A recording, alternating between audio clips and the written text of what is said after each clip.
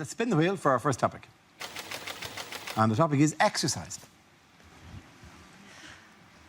We all know we need to do more exercise. I mean, we've now got the fattest kids in Europe. I'm not going to make fun out of obese children. I've learnt not to do that. They will come down on you like a ton of bricks. I didn't like exercising as a kid. When I was a kid, I was made to go swimming in a pool that had a Veruca pool before you got into it. The Veruca pool. Do you remember the Veruca pool? They actually called it the Veruca pool. You can't encourage children to walk in something that's called a Veruca pool. It's like offering somebody the use of your chlamydia flannel, isn't it? I mean, I try and exercise a bit more now. I've started doing yoga because apparently it increases your flexibility and spirituality. And I've got to be honest, it's pretty good. I'm now so good at the downward-facing dog, I have on occasion caught glimpses of my own third eye. I did a half marathon though a few months ago, which was pretty good. You know, don't be overly impressed, which you're clearly not. But I only finished yesterday, so there's clearly a lot of work to be done. And I did the run for charity, and I know a lot of people are doing things for charity. You can't just exercise now, can you? You've got to do it for a good cause. And I get a lot of those emails. I know we all do. You know, will you sponsor me? Will you sponsor me? I'm like, what are you doing? I'm flip-flopping up Kilimanjaro for diarrhoea. Going across the Arctic for trapped wind. Are you? Don't do that. I mean, the last London Marathon, it cost me an absolute fortune, because I sponsored loads of friends, right? I gave one friend 20 quid because he was doing it for cancer research, another friend 20 quid because he was doing it for heart disease, another one 20 quid because he was doing it for diabetes. In the end, it was actually cheaper for me to join Bupa.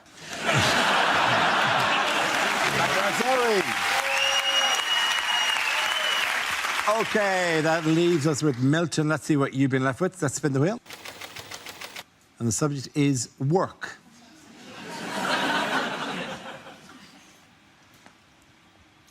I didn't think I'd get a loan from the bank for my knitting business, but when I turned up actually wearing one of the balaclavas...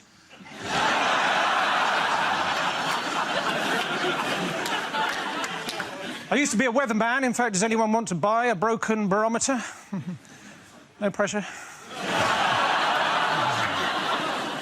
If there'd been a mix-up, my uncle could have ended up as the next president of the United States. He's an undertaker in the army, or Barack Obama.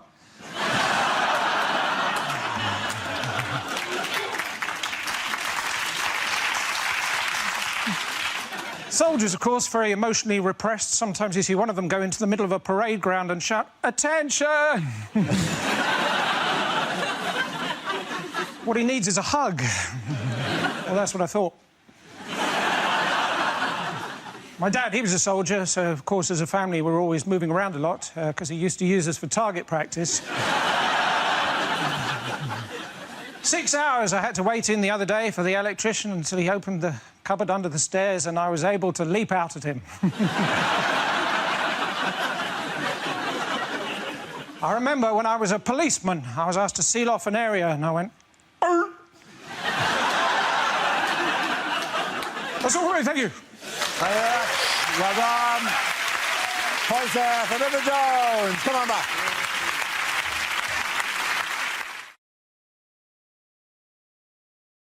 Commercials that never made it to air. Come to Trigo Mills.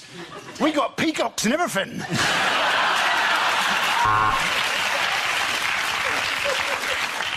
We've got surprises in store. The escalator's broken and the staff know fuck all.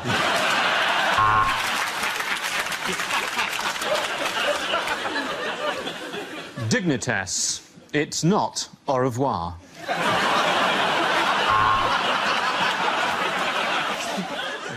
Have you had an accident that wasn't your fault and has ruined your life? Next time, use Durex. Try uniform dating, because with the way government cuts are going, pretty soon it could be the quickest way to get a policeman to your house in an emergency. If you can find it cheaper anywhere else, tell us and we'll burn their shop down. The DFS sale has ended.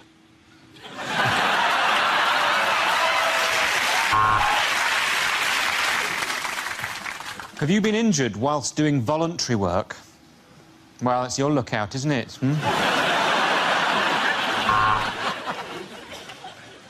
The Dyson hand dryer. It's a perfect way to drown out the sound of somebody having a shit.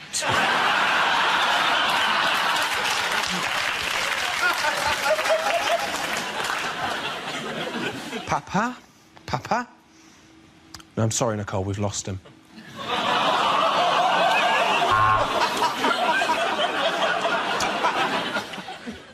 Buy little wine, because poor people shouldn't have to drink cider. Steven Gerrard drinks Lucasade. This has been a Red Bull commercial.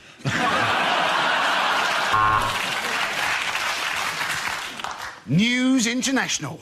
When you talk, we listen.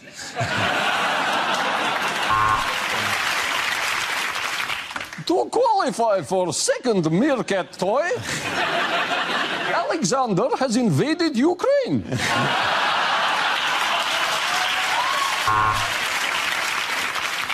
Milk. Try and forget it came out of a cow's tits. Have you booked Joe Hart to advertise your product? Have you paid for advertising space until the end of the World Cup? Then you may be entitled to compensation. At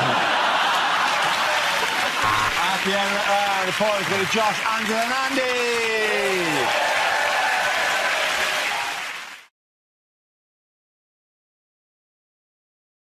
Okay, here we go. Let's spin the wheel. First topic is airport security. Who wants to come in that? Mark. Hey, I find it very stressful, the amount of security at the airport these days. All these announcements, ladies and gentlemen, at this time of maximum security, at this time of height... What do they mean, at this time of maximum? When's it going to stop? Ladies and gentlemen, I think they've gone. If you see a mysterious package, shake it! I tell you what I really hate, though, airports, those metal detectors you have to walk through. I went on holiday, well, in fact, I'll tell you, I went to Hong Kong, and I always set the metal detector off. Beep every time, beep, beep, beep. So this time, walk through it, nothing, no beeping. I was so relieved, I went, yes! Which doesn't help. If anything, that weakened my position slightly. Well done, Mark Watson. OK, let's spin the wheel again. The subject is leisure. Who wants to come in on that? Russell. I don't quite know how that signifies leisure. How has that old man got her? That's a joke. Anyways, we've got more disposable income now than ever, right? And this is quite an old story, but my mum recently bought a hot tub. Now, I don't know if anyone else... It's quite exciting when your mum gets hot. She put it at the bottom of the garden, you get quite giddy, and then you're in it, and then you realise you're actually just outside having a bath with your mum. And it's a very... You've got no recollection of how to behave, right? And I've got a slightly lazy eye, so my mum's like, are you looking at my thighs? No! It gets freakier. My dad jumped in, my brother jumped in, my sister jumped in, and two of our family dogs leapt into the pool, right? So we're all on the edge, like really British, terrified, we're all naked. Dogs are just going around like that. Having the time of their life, right? And my mum just chose this moment to embarrass us, just looked up and went, hey, guess what? Well, she wasn't doing a dog impression, that would have been weird. Right? She went, guess what everyone in this hot tub's got in common? I don't know, Mum, what? That's a dog hitting me, right? My mum looked up and went, everybody in this hot tub has sucked my tits.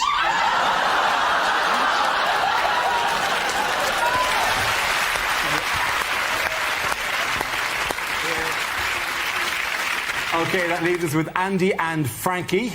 The next topic is... It's Britishness. Do you want to come in? Mr. Parsons. The photos. Yes. Britishness. For those of you who require more than just a setup to a joke, there's only two things we like, aren't there? Huh? Moaning and queuing. And why do we like queuing? So as we can have a bloody good moan about it.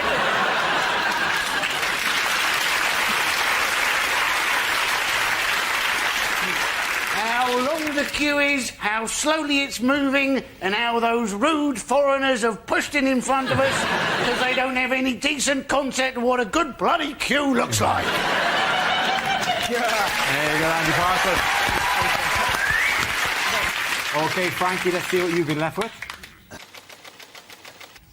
Science. Scientists have just built the world's biggest ever super collider, and they're doing an experiment to find out what makes up protons. I hope that if the experiment's successful, the whole of our reality will dissolve and a big sign will come up that says, Level 2.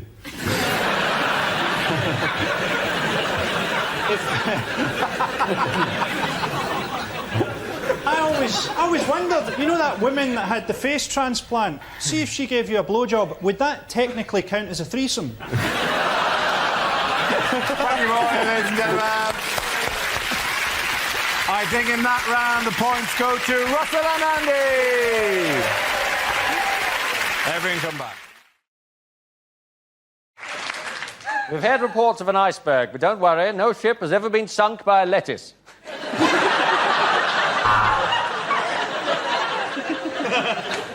Hello and welcome to Ryanair Cruises. The following safety announcement is incredibly vital if you want to stay alive. And if you'd like to hear that, that'll be an extra £5.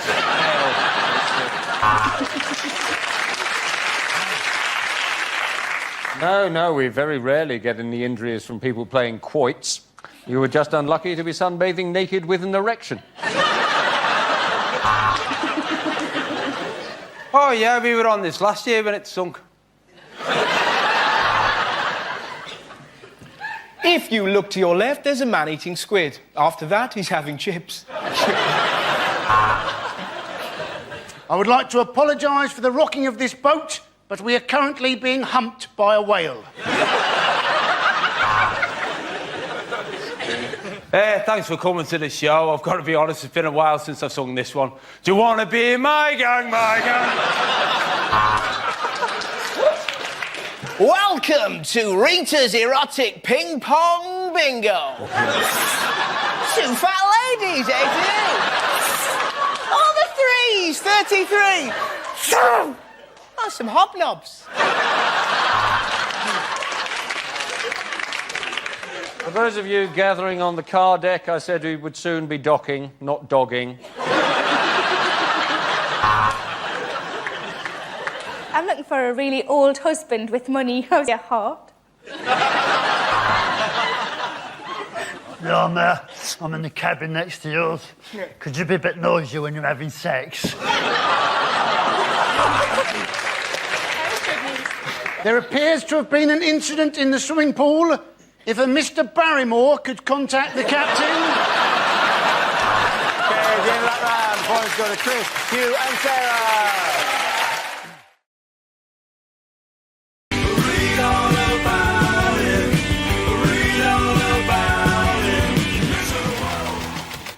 The first subject is leadership.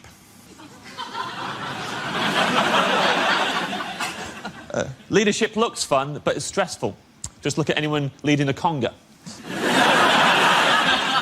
On the outside, it looks brilliant, having a great time all the time. Just...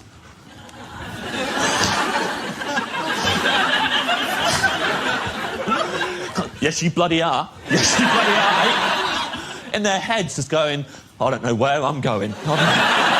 I didn't plan a route. I never asked for any of this. God, I miss my family. Everyone's trapped in the conga. You think you can leave? You can't leave. Person at the back, maybe, they can let go, make a run for it. Everyone else, you let go. You're not out the conga. Now, you're the leader of a rival conga.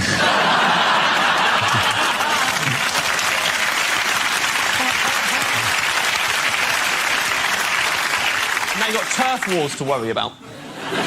Worst case scenario, you're second from the back, you let go.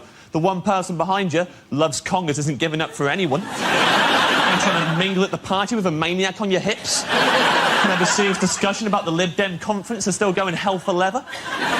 You'd have to go swimming just to get rid of them. Never going to lead a conga. Never going to lead a Three Cheers either. I don't know who these lunatics are. I don't know where you acquire that level of confidence. Just get up in a room full of people. 3 cheers for Jackie, hip hip. What if everyone goes, no? Not 3 cheers for Jackie, she's an unpleasant person. How about no cheers for Jackie? Hip hip, shut up. Thank you very much, James.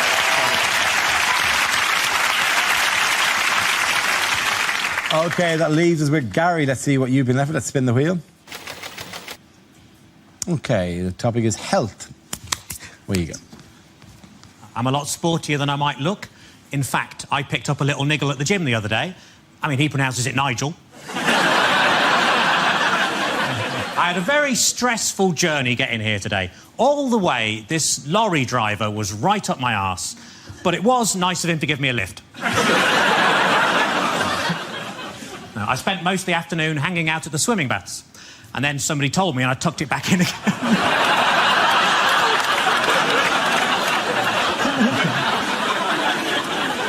I put on a lot of weight recently, so I rang up Weight Watchers. I said, it's an emergency. Can you send somebody round? And they said, yes, we can. We got loads of those.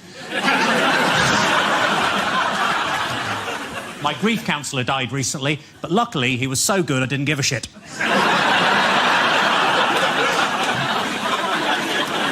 I accidentally kicked the dog earlier and he bit me on the bollocks. My mate said it's karma. I said, no, if anything, he's even more angry. I went round to see my nan. I said, what have you been up to? She said, weed in the garden. I said, well, at least you didn't shit in it.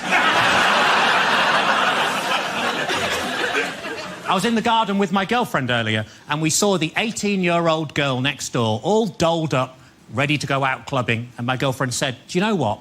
At that age, I could really see myself in her. Which was weird, because I was thinking the exact same.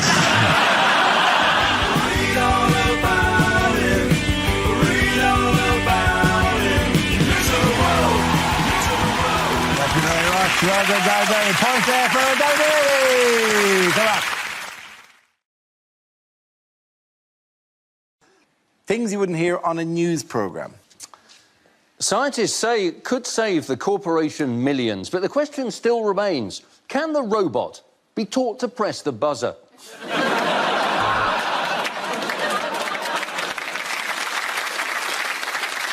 I've taken a photo of the suspect on a Polaroid camera as he left court. More on this story as it develops. Now, in a video which some viewers may find disturbing, Jacob Rees-Mogg attempts small talk with a woman.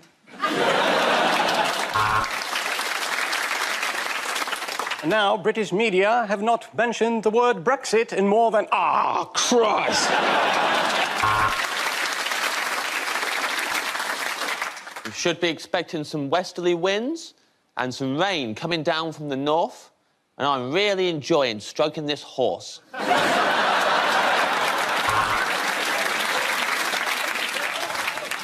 Well, I'm not sure he's in the right job. The diplomatic correspondent has just told me to fuck off.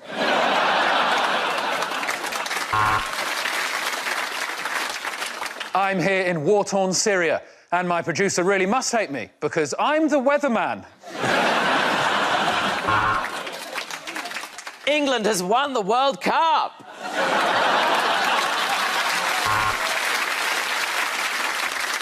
Iceland, the country, have now sued Iceland, the supermarket, and had all its assets frozen. Thank you.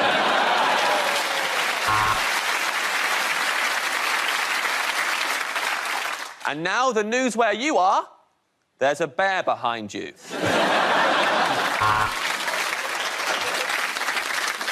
So let's find out what's happening in your area, which can't be all that important, otherwise it would have made the main show. The poverty here is appalling, which is why I'm moving to ITV.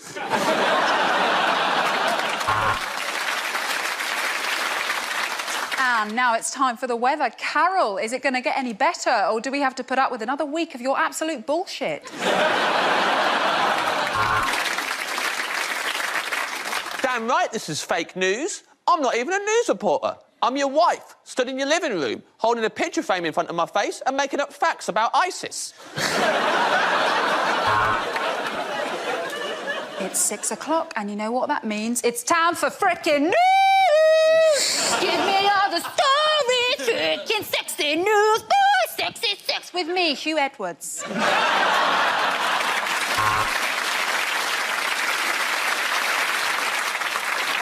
News correspondents having sex with young comedians. Is it right? We cross now to Nick Robinson, who's inside Whitehall.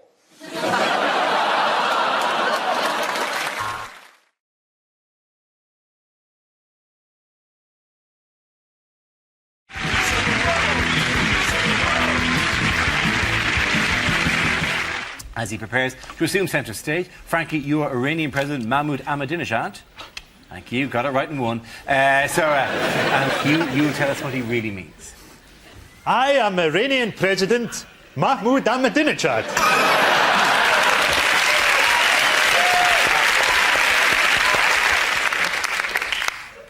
But you can call me Ted. We are developing nuclear power, but our aim is peaceful. We are developing nuclear power, but our aim is Jerusalem. We're developing nuclear power which could benefit the West. Have you considered changing your electricity supply? Iran has been accused of sponsoring terrorism. We do. 50p a mile. The American president is the son of a swine. I hope that one day his body is identified by the teeth marks on my penis.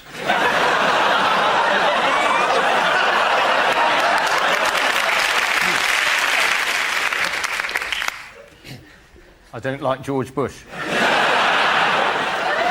We are a modern people. At night I relax by listening to the Stones. Thudding into the bodies of innocent women.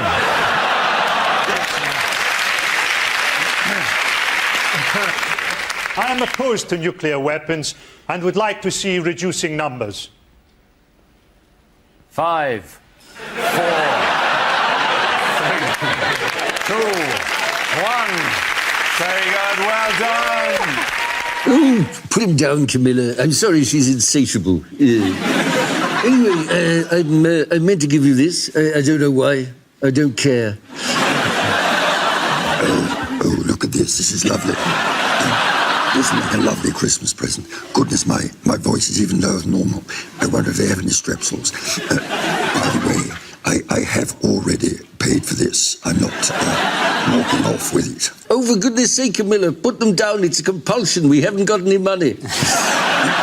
Oh, no, please, if you could just pop them in the bag, that'd be thank you so much. Lovely, thank you.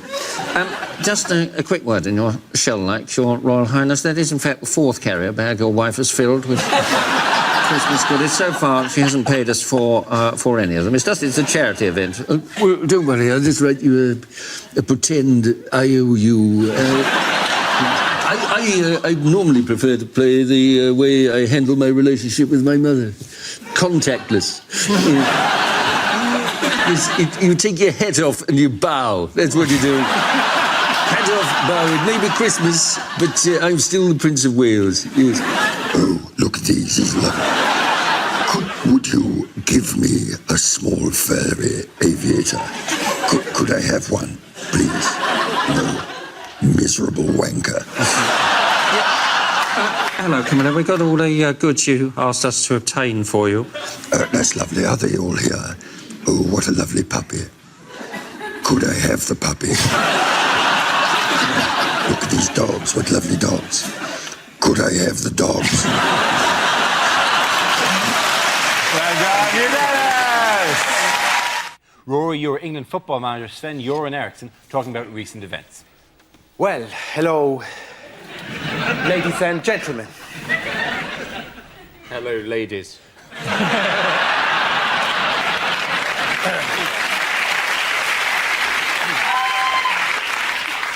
I've just had a meeting with the chief executive of the FA.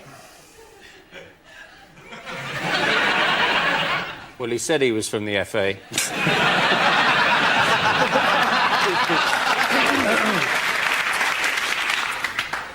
We reached a very amicable settlement. I'm rich! When I took on this job, I knew exactly how much it involved. $4.5 million a year. We'll do well in the World Cup. We've got an excellent squad. Peter Crouch is world class.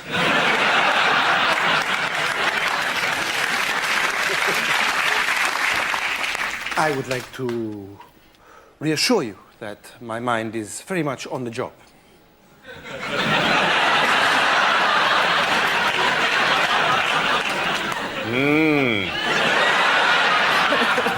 Nice tits. In other royal news, who's been found in a car park in Leicester? This is Richard III, isn't it? It is Richard III, yes. Do you know about Richard III? I know a little bit about Richard III, yes. Well, Although my image of Richard III would be kind of odd, because we weren't taught a lot of that in school, is of the Shakespeare... So he was I think that was... Skywalker! Your friends cannot save you now! Oh, the Death Star will be quite operational once your friends arrive. You get a different version. You get a different version to us. Richard III was the man who lost the War of the Roses to Alan Titchmarsh. And he died at the Battle of Bosworth, and his remains have been found under a car park in Leicester, which is great, but they don't know what to do with him because he's lost his ticket and he's got £6 grand in back payments. He's got to pay another 50 because he's buried across 2 spaces. I'm amazed that anyone's shocked about finding him. The state of car parks these days, you can't walk 10 feet without putting your feet in a Richard III. It's not a big deal either, is it? They found him in... It's not a big deal. They found it's not a big deal. They find Prince Harry in a skip most weeks. It's an amazing addition to Leicester's Hall of Fame. They've got Engelbert Humperdinck, Shawaddy Waddy, Rusty Lee, and now Richard III. It's the worst variety show of all. all MC'd by Gary Lineker. Please tell me that he comes on at the end. I'm suspicious it is Richard III, but firstly because, you know, they didn't have car parks in the olden days, and also because they found the bones in a small cardboard box labelled Southern Fried Chicken. Well, I think that's the reason... Chickens do have a curvature of the spine. Yes, they do. Wings. It is, yes. And people were a lot smaller then, so... They weren't the size of a chicken. That's some way I have found Richard III. Just a chicken carcass. Yeah, look. We didn't have to dig. One of the cars pulled out and it was just here. It was just sitting there. They think he killed the Prince in the Tower. They're not quite sure, but they think it's with a candlestick or the lead piping. That's one thing. And they think that now he was probably quite a good king, in fact. Don't they? He also said a horse, a kingdom for a horse. I think he should be saying, the Force! My empire for the Force! Skywalker! That is the greatest thing of everything in the world. Like oh, the Death Star will be quite operational. There's a pit beat in Monkey. Yeah. Monkey! I have given... like a Chinese Death Star. This Death Star a lot cheaper than the other Death Star. But it's not faster! What the hell is this? You cross my palm with my lightsaber. I tell you fortune! You deliver to Endor! Endor out for a range! You have to correct! I put down the force field so you can get in, innit?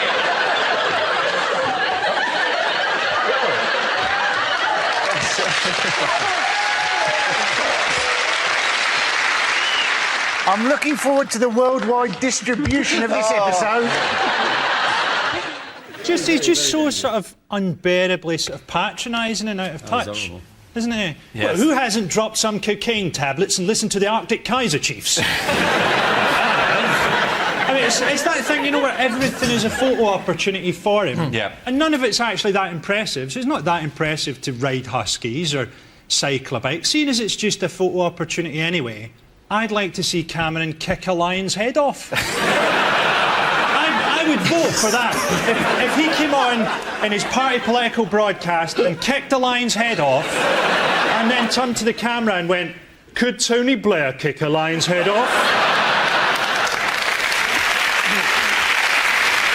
We have a picture of the front row of the Tory conference. I mean, this is like Weblog Central. Look at these people here. This is the actual people who are... If you're making a speech to people of that age, you could probably do the same speech at least 4 times. Because you figure at least 2 of them are going to be dead the next year. One of them's going to forget, and the other one's probably not going to hear it in the first place. They must have been quite confused. It must have been, when's Daniel O'Donnell going to sing? There was a lovely kind of... I have to say, I hated it when there's comedians in the audience, particularly when they're in the royal box, because my wife loves the tennis, absolutely, and she's glued to Wimbledon every year. And every time it cuts to the royal boxes, we're like Michael McIntyre or Stephen Fry is in there. I can just feel my wife's eyes on me, like, if you were just a bit funnier.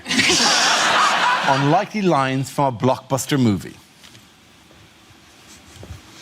I cannot hold her, Captain! I cannot hold her! Oh, no, hang on, I'll put her in the cup holder until she cools down. Say hello to my little friend. This is Warwick Davis.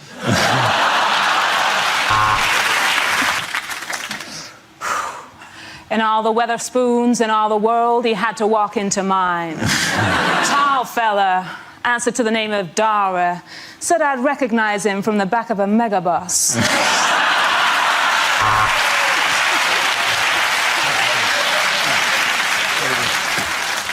This is the furthest outreaches of the universe, Alpha Centauri. How did they get to host the World Cup?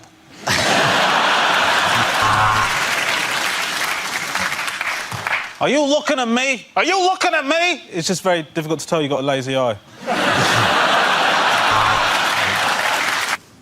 Well, lovely to see you, David. Oink, oink. Lovely to see you too, Angler. Particularly because when the car pulled up, I thought you were Nicola Sturgeon. Terrible woman, of course. Anyway, loving the jacket. Have you come as one of the minions? I'm wearing yellow because it's the colour of Nick Clegg and I know how much you miss him. Also, it's the colour of mustard you might have on pork. Oh, what, that silly thing? Oh, that's a plinth, small enough to hold the names of every refugee we haven't let in from Syria. Anyway, over to you, Angler. Thank you very much, David. There are many things. Germans would like to teach Britain how to make a decent car, how to falsify emissions records. Oh, God, I can't help daydreaming. I wonder how Porky is now. Mostly, I want to talk about the European referendum. You plan to renegotiate, then hold an in-out referendum. This is wrong. It should be in-out, then shake it all about. Well, thank you, Angler. That's certainly the approach I took in Oxford all those years ago. OK, here we go. The first subject tonight is commercials that never made it to air. I'm Tonya the Tiger. Siegfried and Roy taste great. For effective ethnic cleansing, use Milosevic. Wimbledon's so posh, though, because even the ball boys have the balls posh. When they pick the balls up, they just go... What's that? Why can't I just throw it back to him? He gets the ball, then he goes... What's that about? The thing is, I love if the ball boys, if they had done like jury service where anyone just got picked at random to do it, rather than all these little like, posh kids just like rude boys going, I'll leave it out, bruv, I ain't getting your fucking ball. 30 degrees, bruv. This week, Rory, you'll be Tony Blair and Gordon Brown making a recent announcement. I'm running the country, he's not. Just a word. I think it's important that you understand these are the real decisions that affect the future of the country. Should I have curry or an Indian? Or no, maybe Italian. Italian, that'd be nice. Or no, maybe Chinese. Right, and I think these are the important things, the things we all come together and decide, they're going to determine exactly what's going to happen in the future. And those decisions, pink for the upstairs bedroom, green for the downstairs... And that's what I'm saying to you simply here. And, we've all gathered here. We've got a number of people. There's a man there who, I think his hair was black when we started. But, no, look, I agree with everything he says, not because I actually agree, but because it's a better chance of me taking over when he's actually finished. Here, you believe that? You believe anything? Hi. Hi. You got your head the wrong way around. I love the Smurfs. Yeah, okay. The original deal, he said 3 months. And then, of course, we fell out about that. But I think he will be out quite soon. I honestly do. I'm sorry, I said I'll move when the house is ready. The trouble is I gave the contract to Multiplex, right? OK, so it could be another 18 months. These two Muslims walk in a bar, OK?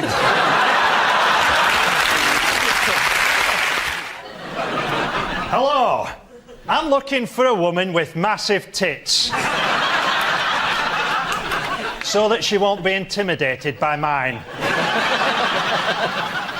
I'm looking for a lady who can share the good times and the council tax. I've taken a lot of care with my appearance, I've taken care to appear like a cartoon dog who's accidentally swallowed a pickle. I've always wanted to have sex in a car, and I've got two, so I reckon if we park them side by side and take the doors off, I could just about manage it. So get in touch if you fancy friendship or something more, by which I mean intercourse. Our next round is bombshell phone calls. Here, two players take on the identity of famous figures who are on the phone to one another. Frankie or Tony Blair calling American President George W. Bush, who will be played by Rory. Hello, George. Pick up the phone. What's that ringing sound? Mr. President, it's the telephone. Okay. Hi, who's that? This is Tony. Tony. Hi, haven't heard from you in a while. Didn't we speak yesterday? Oh, that Tony. Yeah. Just 1 second. I'm going to put you on hold. Do we know this guy? He's from Great Britain. Are they for us or against us? I think we're not currently fighting them, sir. Sorry, Tony. Your call is important to us. Go ahead. Well, I hear you've been having some trouble with Dick Cheney. Mr. Cheney's an upright guy. He's an outstanding citizen. And I just want to say he's a great deputy prime minister. No, he's not. Vice president, sir. He's vice president. Thank you.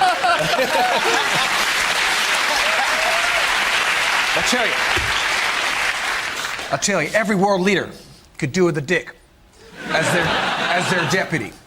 Well, I've certainly got one. They tell me you're going to stand down soon. So tell me about Gordon. Can we trust him?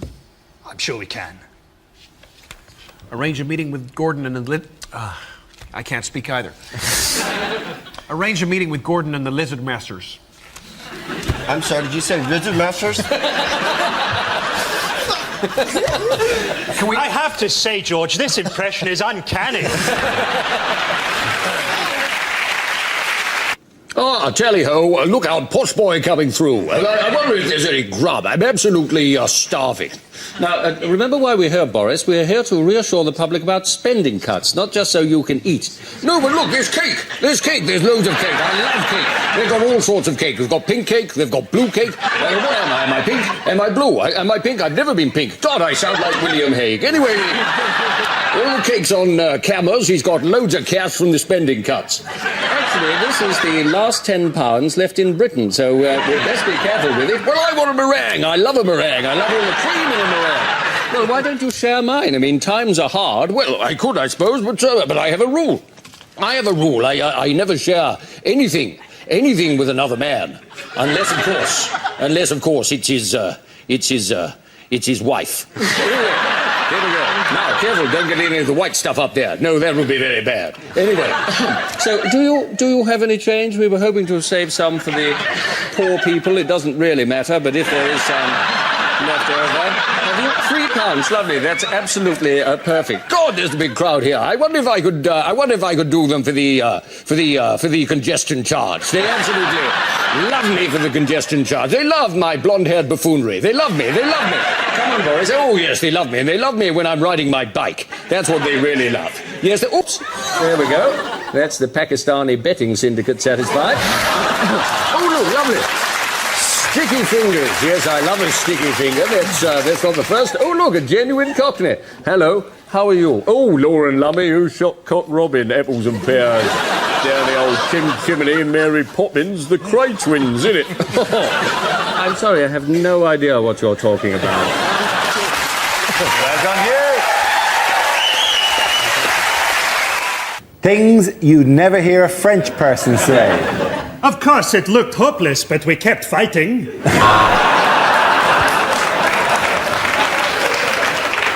I'd like a bottle of Burgundy and a Dairy Lee Dunker, please.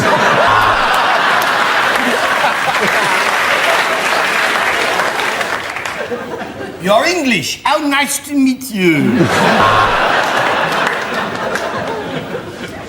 J'aime beaucoup, Monsieur Jeremy Clarkson.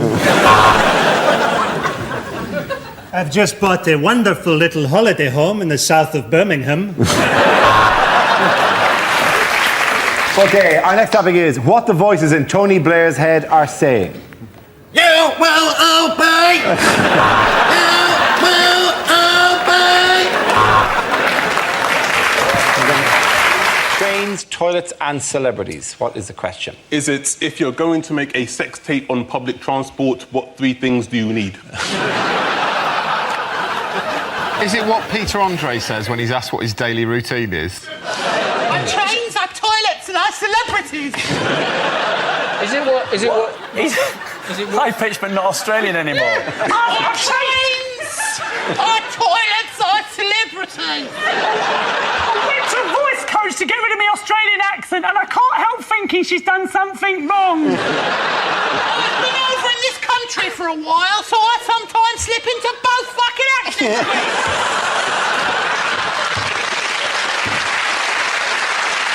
Our trains got them a six-pack. I don't miss my jeans. And the answers the celebrities are making the money for the kids.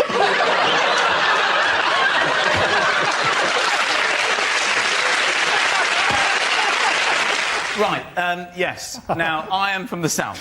You noticed? I have been north, up the M1, and I don't know what happens to the word the. It seems to disappear at about junction 25 on the M1, and the word the just goes, that's it from me, I'm getting off. You go on ahead. Are you coming with? No, I'm not interested up there. And then you get there and they don't have, they say, oh, three, Joe, you're going up, what are you doing? My first experience of this was when I went to the cinema in Leeds. I saw The Lion, the Witch and the Wardrobe. I have to had more fun asking the woman what it is I'd booked to see than watching the entire movie itself. So what is it I'm seeing here today? Took one, took witch and took one, Joe. What's she talking about? Are you hearing this? Are you taking toothpaste? Yes, of course. I thought it might be a nice idea maybe to go to HMV and get a DVD of The Lion, the Witch and the Wardrobe, maybe The Good, the Bad and the Ugly, and perhaps an album by The. And just line them up on the counter. What is it I've decided to purchase here? Took one, took witch and took wardrobe. Took good, took bad and took ugly. And took. Thank you. Well done, Michael. When I went on Dragon's Den, how much did I want for a 2% share in my body hoover business? James, talk numbers. How many? What's your turnover? Well, Deborah. I haven't really got the numbers in my head. That's what they say, isn't it? Right, I'm out. That usually gets... Is it what is the count in Sesame Street up to now? We think he's just somewhere in a bar, just still counting. Tiny Transylvanian puppet in a bar. 1.5. We start tonight with a round called Picture of the Week. I show the panel a topical image and ask them to tell me what's happening. So, what's going on here? Is Putin saying, damn, did I put the cyanide in the tea or in the sherry? Is Cameron, in fact, trying to upset Putin by trying to drink his sherry in the most gay way possible? Putin does look really relaxed, doesn't he? I think he's watching one of his favourite sports and there may be 2 bears killing a dog. What, Bear Dog? I love Bear Dog. I watch it on Russian television all the time. Cameron presumably is just saying, 2 more series and I invade Syria. Is that David Cameron tries to lighten the mood at the G20 by playing a tiny trumpet? Are you sure it's not actually a picture of Mr. Burns and Smithers? I think they're discussing election strategy. I think Putin's explaining how he's already won his next 4 elections. Presumably they're playing the Obama speech drinking game. Every time Obama says red line, they have to have a drink.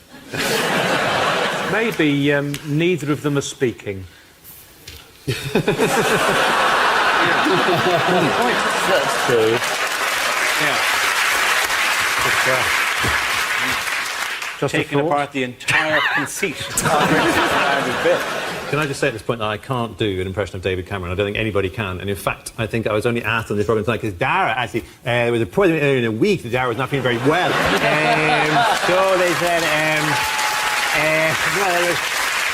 so we need a cover in case Dara doesn't make it to the show and the recording. So if you can come in and do that, would be great. Annie Parsons.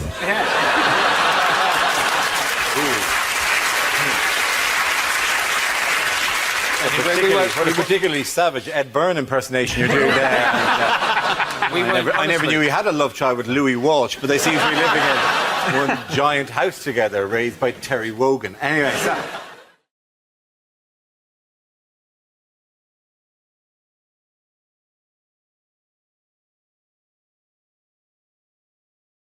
I bumped into Rob at Glastonbury. He was so excited about being there. You should have seen his little face. So, I agreed to do Glastonbury because it said you're on at 12:50. What I didn't read was AM. I was expecting a nice little midday gig, and I was there for 12 hours before I was on. And if you do a poo there, you have to... The toilets, basically the toilets is scaffold over wheelie bins, and there's a hole over each wheelie bin. You have to take a cup of mud with you. There's bags of mud, and then you do a poo, and you have to pour your mud over your poo. I felt like a cat. Are you telling me that your cat can hold a cup?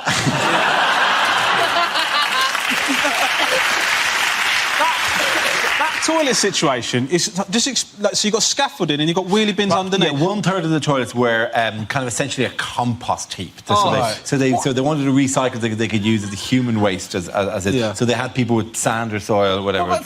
Well, why do you need fertiliser over that? All everyone's having all weekend it's cider and kebabs. What are you trying to grow with that? What are they trying to grow? People to go on Jeremy Kyle?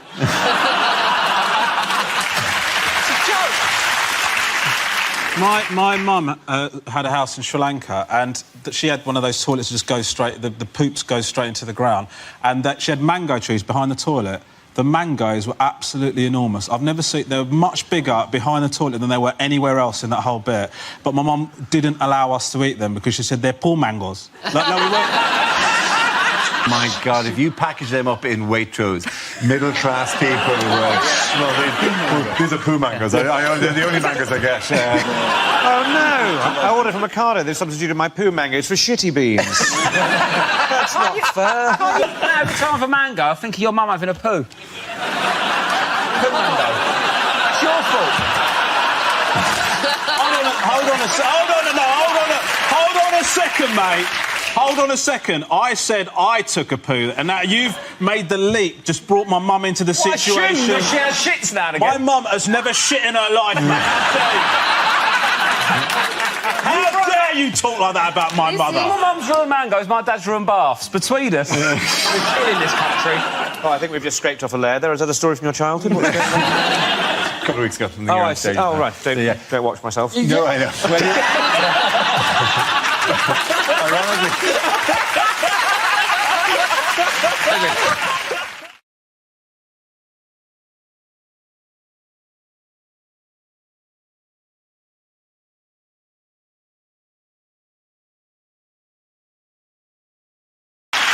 We start with a round called If This Is the Answer, What Is the Question? On the board are 6 categories. Reese, which category would you like? Home news, please, Dara. Home news is the category.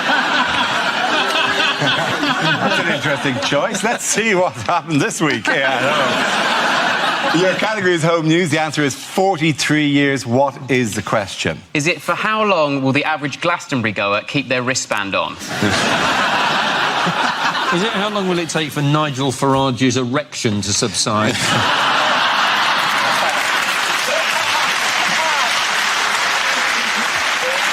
Is it, if Jeremy Corbyn asked the Shadow Cabinet for a high five, how long would they leave him hanging? Is it how long will somebody have to wait if they're born today before they can move out of their parents' house? Is it how long will you have to wait for your Uber if everyone gets deported?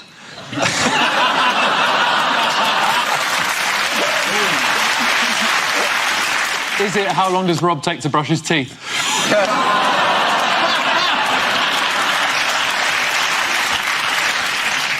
Big teeth, isn't it? Is it what's the age difference between Cher and parts of Cher? Is it how many years has Jeremy Corbyn had his shirt? Is it the average age of the Russian under-21 gymnastics team?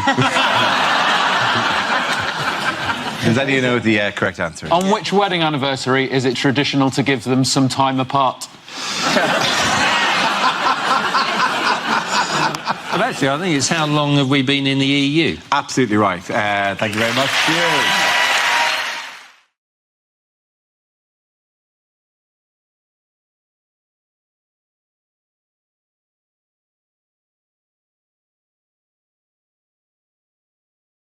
This game involves Matt and James, so if you could make your way to the performance area, please. This round is a stand-up challenge. I launched a wheel of news, and whoever chooses to stop one of our performers must step forward and talk about that subject. OK, here we go. The first subject is interviews. Who wants to come in that? OK. Matt. Go for that.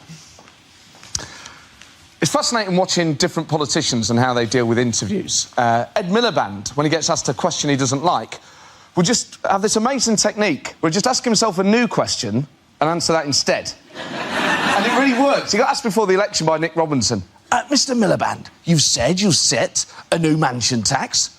If you become Prime Minister, but you won't yet tell us at what rate you would set it. And Miliband just went, look, Nick, if you're asking me, have I got a plan for the housing market, then the answer's yes. It's amazing.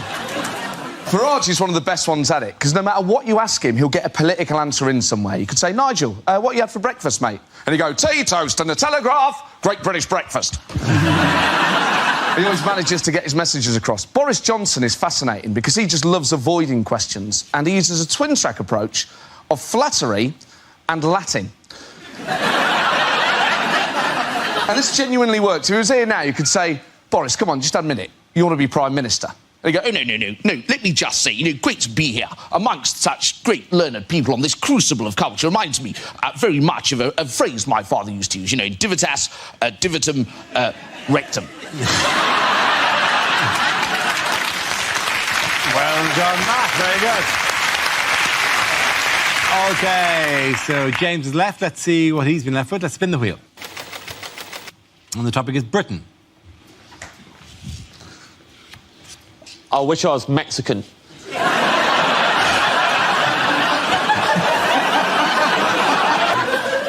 I love Mexican food. My favourite place to eat is a Mexican restaurant called Oaxaca. All you need to know about Oaxaca, everyone steals their spoons. So much so that every January, Oaxaca have a spoon amnesty on. You bring back one of the stolen spoons, and then they reward you with 3 tacos. Genius.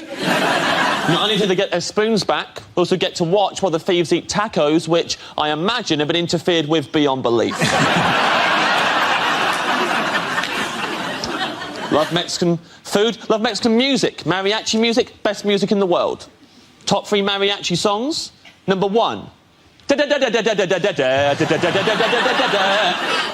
Number 2.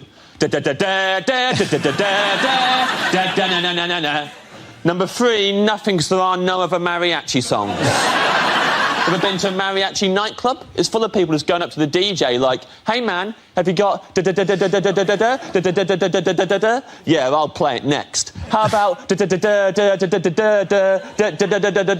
open your ears, I'm playing it right now. You can request that song during the next one.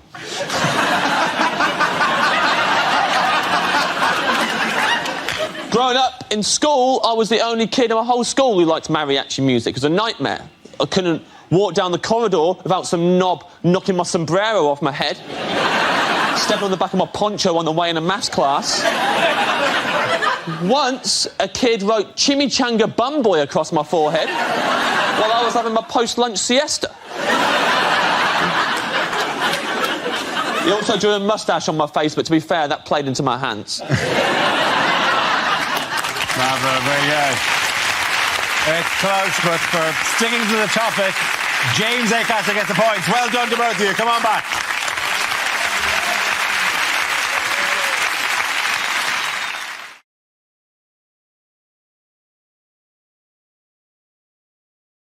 OK, that leaves with Gary. Let's see what you've been left with. Let's spin the wheel again.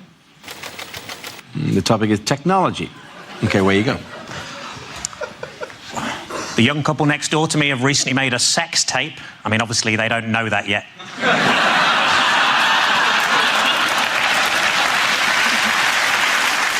The hardest part of making skimmed milk must be throwing the cows across the lake. The guy next to me at work used to watch porn all day. I'm just glad he didn't begin to rub off on me.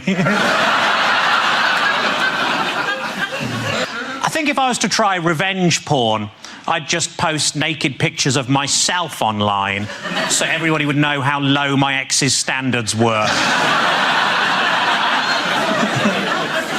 When answering the security question, place of birth, apparently vagina is not an acceptable answer. It's been a tough week. I got myself a memory foam mattress and now it's trying to blackmail me. I've currently got a stalker, but you probably can't tell in these trousers. A friend of mine was killed by the big C. He was walking past Curry's and a sign fell on his head. I was watching TV and the announcer said there's a documentary about the clitoris on the red button, but I couldn't find it. Thank you. Very good. Points there for Diamond Lady. Come on back.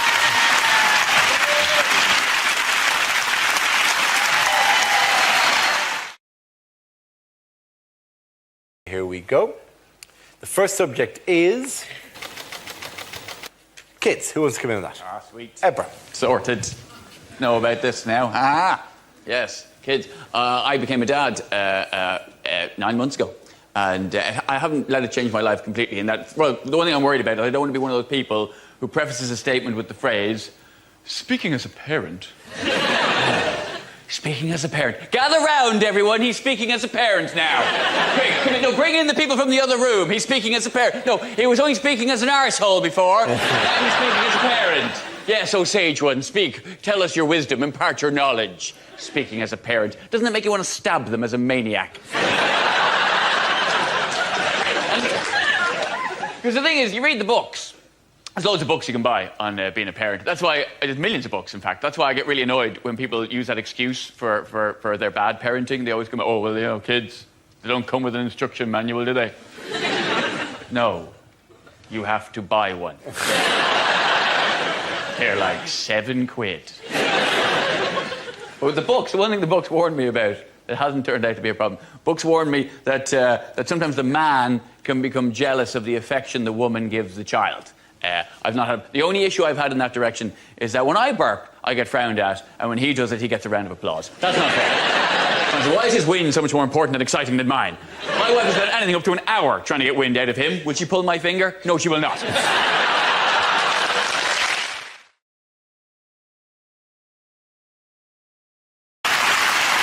Our next round is called If This Is the Answer, What Is the Question? On the board are 6 categories. John, which category would you like? I would like sport, please, Dara. OK, your category is sport, and the answer is 1. What is the question? What is Bruce Forsyth's national insurance number?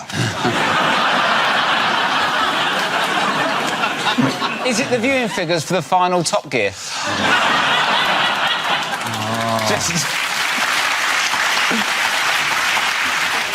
How many of the 3 wise men got invited back to Jesus' second birthday party? What did the other two do wrong? Oh, who wants frankincense and myrrh? Nobody wants that. And wasn't at the time frankincense was worth more than gold? I think that was because there'd been a collapse in the price because Judea had just left the EU. What is the optimum number of directions for a boy band? Is it in my annual stock take? What number do I write on my left testicle? Is it, to the Daily Mail, how many immigrants constitute a swarm? Is it, how many packets of biscuits would you need to cater Michael Gobe's funeral? That's cold. Is it how many Fast and the Furious films would have been enough?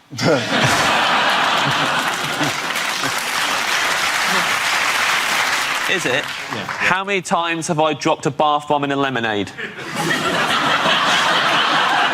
It was that good, was it? Put it this way, mate, you don't do it twice. Is it what David Cameron's going to give Miss Piggy now he's not Prime Minister? It took a long time to get to one. Is it how many people is the reservation for, Mr. Corbyn?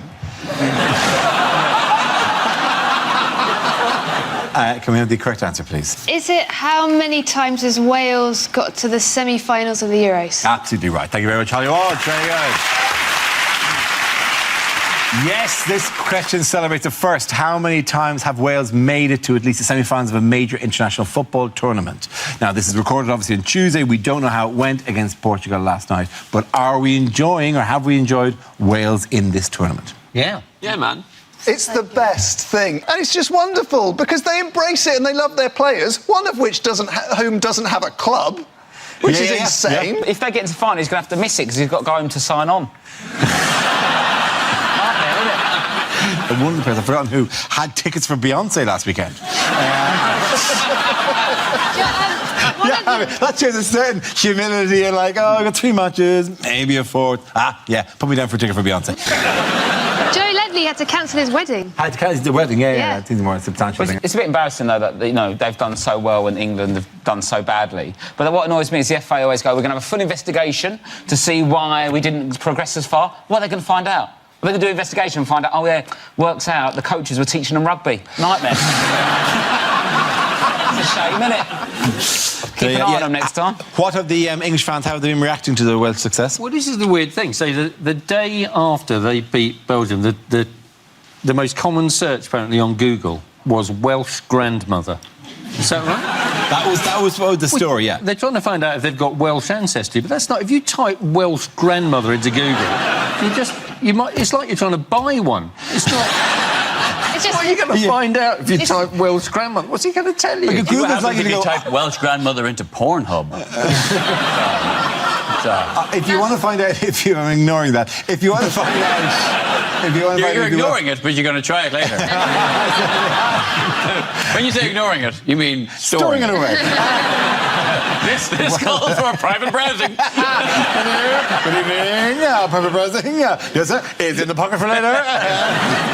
Private browsing. Your country needs you again. Thank you.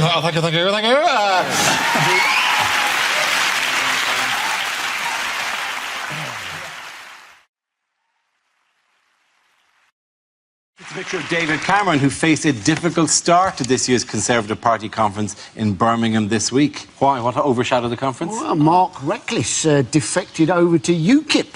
Indeed, and in some ways, it's quite a surprise, isn't it, that UKIP accepted a defection from another party, because they don't really like outsiders coming in taking their jobs.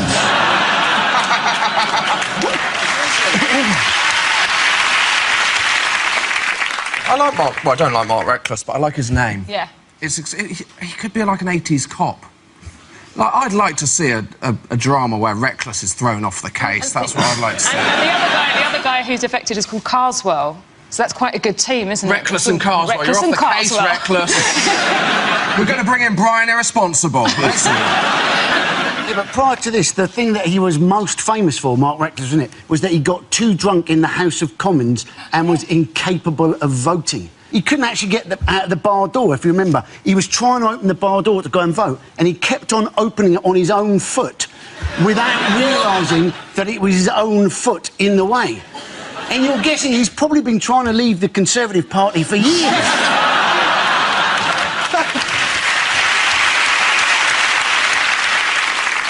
They're very angry at him. A lot of people calling him Judas.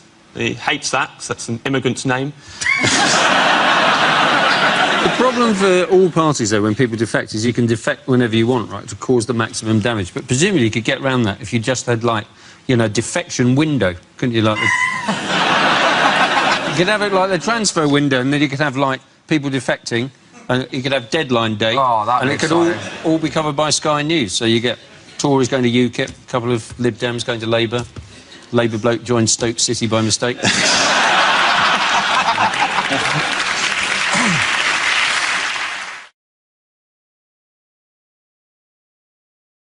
Unlikely things to hear at New Year.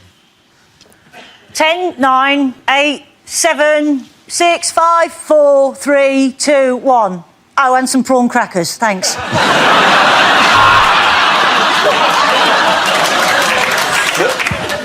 My New Year's resolution is to try new and interesting ways of doing things. That's why I'm stirring the punch with my cock.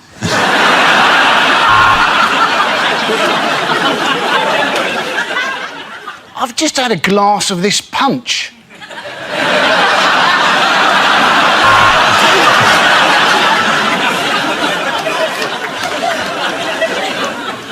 My prediction for this year is that I will make a high-pitched sound, there will be a buzzing noise, and then I will die. Oh,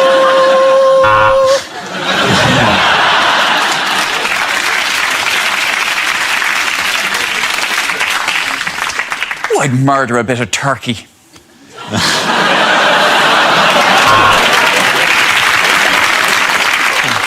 Happy New Year! Oh, I'm so glad you're here. I want a divorce. Now it's time for Big Ben. I'll put the music on. Ben, get your kecks off.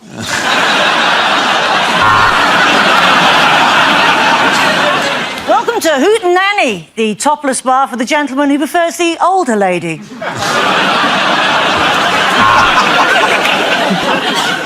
Of course I can stay up till 12. I'll just have another Viagra.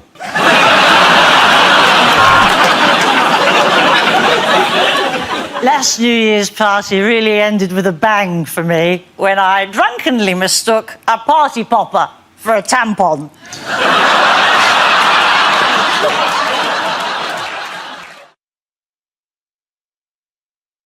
Now we come to our final quickfire round called Scenes We'd Like to See. This is for everyone, so if you could make your way to the performance area, please. I caught ideas for scenarios we'd love to see, and the performers come in with their suggestions. OK, here we go. The first subject is unlikely lines from a thriller. Michael, Peter, David, Vladimir, I think we may have a spy in the organisation. Give me the pentagon, then the triangle, and then the square.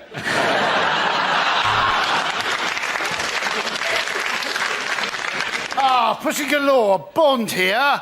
I've been told by my doctor that I need to contact all previous partners. The owner of this motel dresses up as his mother and stabs people. But the guidebook says it's still better than the Ibis. I want you to go to Warsaw, meet a man called Borislav. You'll then ask him why he didn't fix my plumbing before he left for home. Miss Scarlett looked at him through the window. He had one massive testicle like a space hopper. That was why they called him Professor Plum.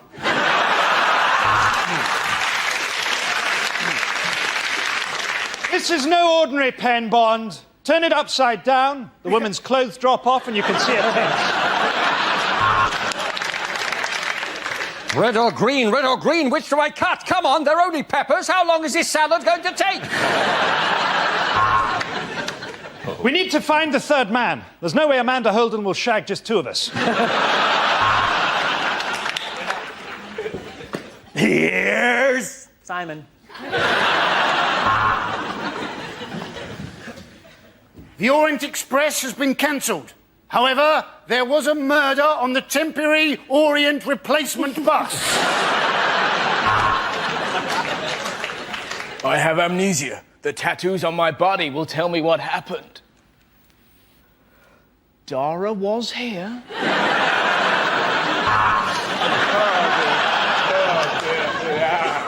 I'd been a serial killer for 4 years, but they'd never given me a nickname. Then, you bite one guy in the ass, and suddenly you're the butt muncher. Ah, the butt muncher's got me! The butt muncher's got me! The first subject is showbiz. Who wants to come in that? Miles Jupp. Well, what can I tell you about show business? Almost nothing. No, in fact it's very nice to see an audience. To be perfectly honest, that's not always been the case. remember doing a gig about 12 years ago in Edinburgh. I was doing a gig one night, and there was one person in the audience. The entire audience was made up of one person, right? And in those days, I was in a double act, right? Now, if you're in an opera or something and you and the orchestra outnumber the audience, there is possibly some dignity involved. If you're in a double act and you outnumber the audience, that is pretty much the bleakest thing that can happen, right? But we went for it because we were young and keen. Juppin' George, we were called. He's a policeman now, no longer allowed to be amusing.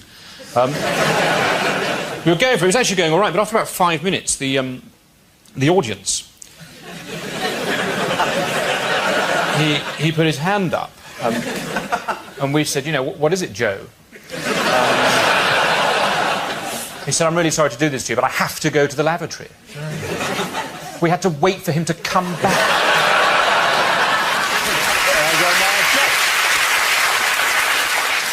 All right, let's spin the wheel again. Next subject is nightclubs. Who wants to come in on that? Nick. Yes, so nightclubs. I've got to a stage in my life now where I'm not kind of a fan of nightclubs anymore. Like little things about nightclubs annoy me, like nightclub bouncers, for example. You know, you get those big, massive guys who take their job a bit too seriously. You know, they stand there in front and go, no, you can't come in, you can't come in. Yeah, I said so. Yeah, I'm here because I'm the boss. All right, I'm here because I'm the boss. It's like, no, you're here because you haven't got any qualifications, man. Like, don't get it twisted. Of course, I don't say that to his face because I'm not dumb, you know. I've got qualifications. The biggest reason though why I don't like nightclubs is because I don't operate well in nightclubs. Like, you know, like approaching women, for example. Like, I've got something in me that in nightclubs doesn't work. It's called manners. One time I was doing this gig, right? It was this out-of-town gig. I was staying over for the night, so I thought, you know what, I'll go to a nightclub, you know, check out the local nightlife. I'm in the club, I see this nice girl, very attractive, so I thought, okay, you know what, I'll approach her, right? So I walked up to her and went, hey, how you doing, you all right? You having a good night? And she went, idiot, no, you're trying to shut me up, yeah? Get me rotted, person, what are you doing, man? I'm like, well, I'm going to talk to you, man. Get me rotted, idiot.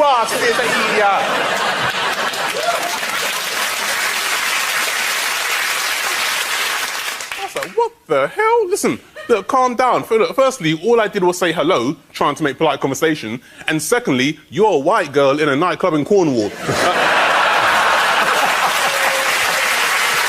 Thank you very much, Nathan. So that leaves us with Gary. Let's see what you've been left with. Let's spin the wheel. And relationships. Sorry. That does actually look like me and my girlfriend. Apparently, in Norfolk, the marriage guidance service is called Related. My girlfriend says I'm not very romantic. The other day we were kissing on the sofa. She said, how about we take this into the bedroom? I said, OK, you get the other end. When she suggested we try playing doctors and nurses, I was really hoping for something sexier than being left in a corridor for 2 days. My girlfriend and I are trying for a baby. Her mom's agreed to help out, just till I get hard.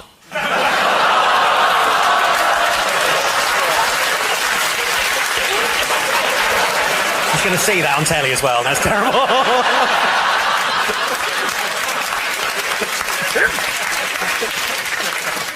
They always say you'll find the love of your life when you're not really looking, which was true, but by then I'd run her over. I've been trying to persuade my girlfriend to sexually stimulate me with her keyring, but she just keeps fobbing me off. So... When I heard you could now be a sperm donor by post, I came in a jiffy.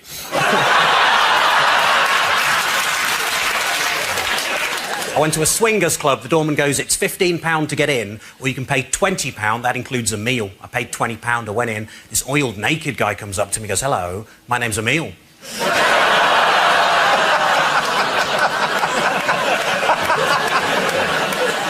I once had a one-night stand and I didn't get an erection. That isn't cool. Luckily, the woman I was with was really understanding, and she just said, don't worry, that used to happen to me. Thank you. Well done.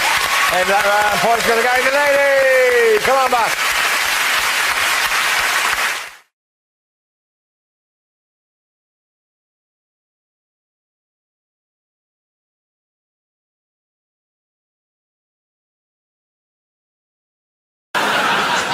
This game involves Nathan Caton and Ed Gamble. So if you could make your way to the performance area, please. This round is the stand-up challenge. I launched a wheel of news, and whoever chooses to stop, one of our performers must step forward and talk about that subject. OK, here we go. Let's spin the wheel. And the first topic is home life. Nathan. Yeah, I could talk about home life. I still live at home with my mum still.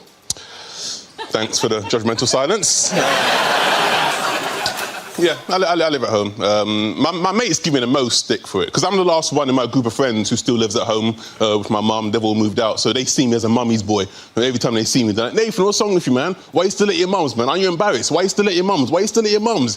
It's like, I live in West London. Have you seen house prices? I'm not going anywhere, man. If anything, I'm looking at my mum thinking, when are you going to bloody leave? Clinging on, let it go, woman. She's going to slap the black off me when she sees this. So, yeah, I like peace and quiet. Although, to be honest, at home, I'm not getting a lot of peace and quiet at the moment, mainly because of my mum and my stepdad. They got married quite recently.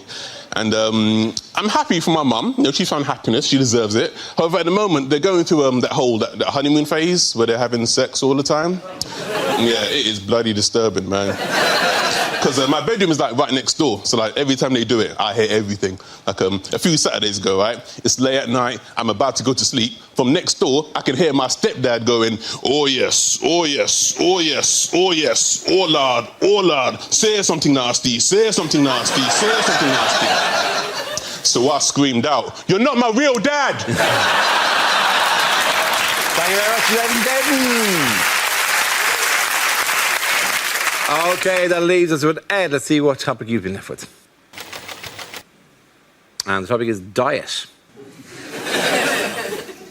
I hope this isn't just a hint that I need to lose weight. I've lost quite a lot of weight recently anyway. I've lost about 6 stone in the last 3 years. Cheers, guys, thanks. I mean, no. Too late, you went with the British reaction. Thank you very much. Couldn't give a shit, mate. Carry on. We don't... Stop showing off. We don't want to hear about it. Found myself in a bit of a nightmare situation recently. I went to the Middle East to do some gigs. Now, that bit was nice, that was lovely, but they put you up in a hotel where the food is all-you-can-eat buffets 3 times a day for 10 days. Now, this is a nightmare scenario for me because I cannot be trusted at an all-you-can-eat buffet. Sometimes I don't even remember the buffet bit. All I remember is picking up a plate and I'll wake up 6 hours later covered in rice and sauce. And I can't theme a buffet. I can't theme a buffet either. I won't pick up a plate and go, oh, I'll have some rice, I'll have some curry. Well done, Ed, you've made yourself an Indian meal. Won't do that. I'll get a plate, I'll get a spoon, and I'll run along the full line of trays, just scraping food from every nation onto it until I've got some sort of plate Pangea, just an unidentifiable mass, just Spanish food, Japanese food, Chinese food, Indian food, coffee, sushi, just horrible. Just wedge my face into it, everyone going, is that man all right? Don't look at me! I'm having a buffet! Just food from all over the world. My body for 10 days had no idea where I was on this planet. I went for a shit 3 days in, a UN flag came out. The first subject is alternative medicine. Can I have a volunteer to talk about that? Andy. Apparently, a lot of people trying to get into therapy at the moment, other people knocking it, saying, you know, oh, well, you should just lose your inhibitions, talk about your problems to your friends. I thought I'd try this. I talked about my problems to my friends for a whole hour. Lost my inhibitions, also lost my friends. I now tell my problems to taxi drivers. 2 advantages in this. 1, it stops the taxi driver from telling you his problems. And 2, it's amazing how much quicker you get to your bloody destination. Well done, Andy Parsons. OK, let's spin the wheel again. Subject is the media. Who wants to come into that? Russell. I'll do that. Obviously, you know, The way I like getting the news is Radio 5 Live. It's fantastic. 'Cause it's just news and nutters, isn't it? They'll read out, like, that was the Pope's view on abortion, and then, hello, Felicity Puddleduck here, livid and ill-informed. I'd just like to say those harlots who give birth to their children aged 2, that charge you to national service. I'm off to bake a cake. And sat there listening, and then the next night, David, are you out of your mind? Cloning? Think it through. 2 versions of me. Want to go out and commit a crime? Who gets blamed for it? Me! I'm doing a 20 string. He's banging my wife. Where's the justice? And you sat there listening to these nutters, and then the most ridiculous story. A man in Bristol's found the face of Jesus on a crisp. And suddenly, I couldn't believe I opened up my frazzles. There he was!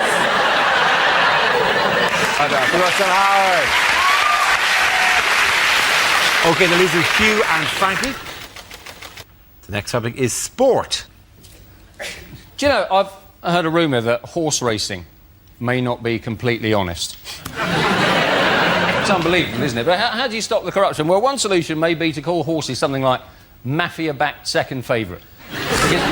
Because if everyone did that, everyone would be confused, no one would know who to bet on, and the whole thing would be fair again. And they're off, and the first to show is blatantly bribe, followed by mafia-backed second favourite. They're just ahead of Dope to the Gills, Mysterious Limp, and just behind them, Out for a Canter, and I'll Fall at the Fifth. And as they come to the fifth, I'll Fall at the Fifth has fallen. I'll Fall at the Fifth has fallen at the fifth in a magnificent display of cheating, and they're coming into the final furlong. Mysterious Limp is slowing, Out for a Canter is clearly struggling, but coming through strongly is mafia-backed second favourite, and as they cross the line, mafia-backed second favourite has won it, which is remarkable, seeing as he has no head. That's been left in someone's bed for tomorrow morning. Well done, you. Well done, you. OK, Frankie, let's see what you've been left with. And it's environment. Didn't that used to be an advert for mints? Ryanair getting a hard time from the environmental lobby because they've launched a £7 flight to New York. Although, as always with Ryanair, it does land slightly outside New York, in Dublin. It's a pity we can't harness more natural energy, isn't it? Pity we can't harness the power of British moaning. Oh no, that moaning-powered light bulb's on the blink again. Oh no, there it is, back on. Everyone complained about the floods, didn't they? I like storms. I like thunder and lightning. What I like to do during a storm is shag my girlfriend and pretend that we're taking part in the conception of the Antichrist. Frankie Boyle, ladies and gentlemen. The first subject is relationships. Who wants to come in that? Reese. It's a pretty exciting time for me at the moment. My girlfriend is currently planning the wedding. Sorry, not girlfriend anymore, is it? I keep doing that. It's not girlfriend. She gets so annoyed. My ex-girlfriend is planning her wedding. It's very hurtful for me to watch, but one of those things. Anyway, got a new girlfriend now, because that's how comedy works.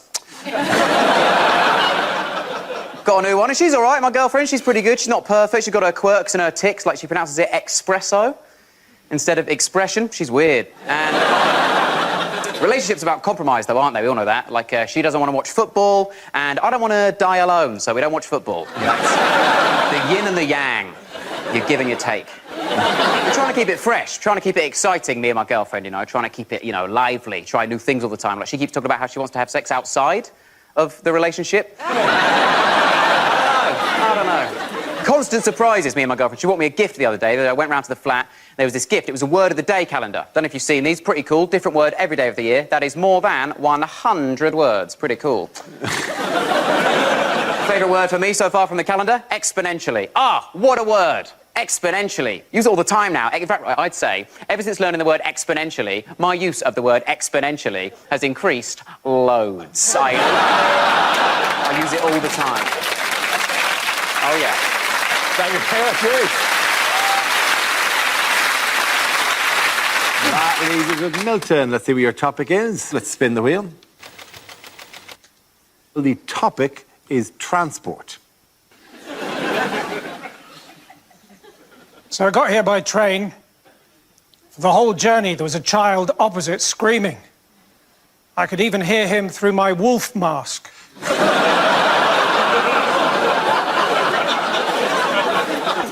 But it was a quiet carriage and people were getting annoyed, so in the end, we both stopped howling.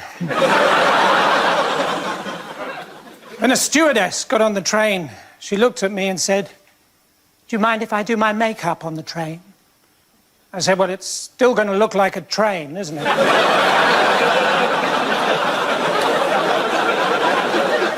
She put her hand out and said, "I'm Amber." I said, "Yes, I think you've overdone the makeup." Anyway, one thing led to another, and, well, I'm going to skip a bit now.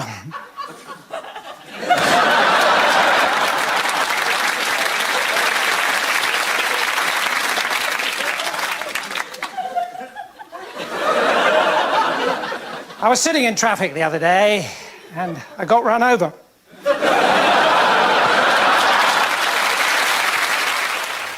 The first subject is jobs. Who wants to come in that? Glenn. There were loads of jobs I wanted when I was a kid, whether it was starting up a Ouija board business with my great-great-great-great-great-great-grandfather, or becoming a detective like Poirot or Craig David's girlfriend's parents in Fill Me In.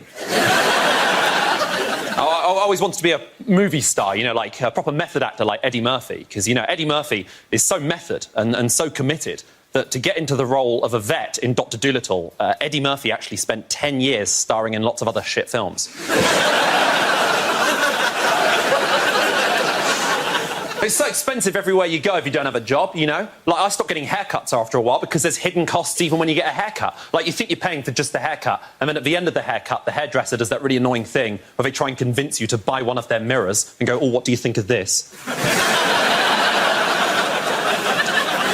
you know what I say? I say, "I don't want to buy one of your mirrors. I want you to wash my hair at an angle I've otherwise never been at."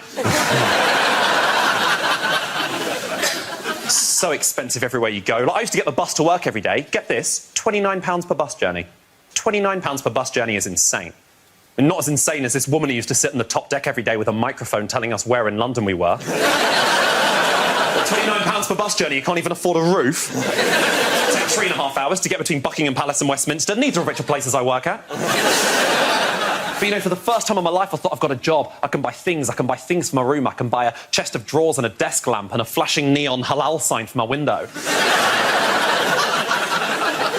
And when you get a job, you think, oh, great, now I'm a proper grown-up. Next step, getting married, having kids, so I can be one of those proper adults who can call themselves on Facebook and LinkedIn a father to 2 amazing daughters, mother to 3 amazing sons.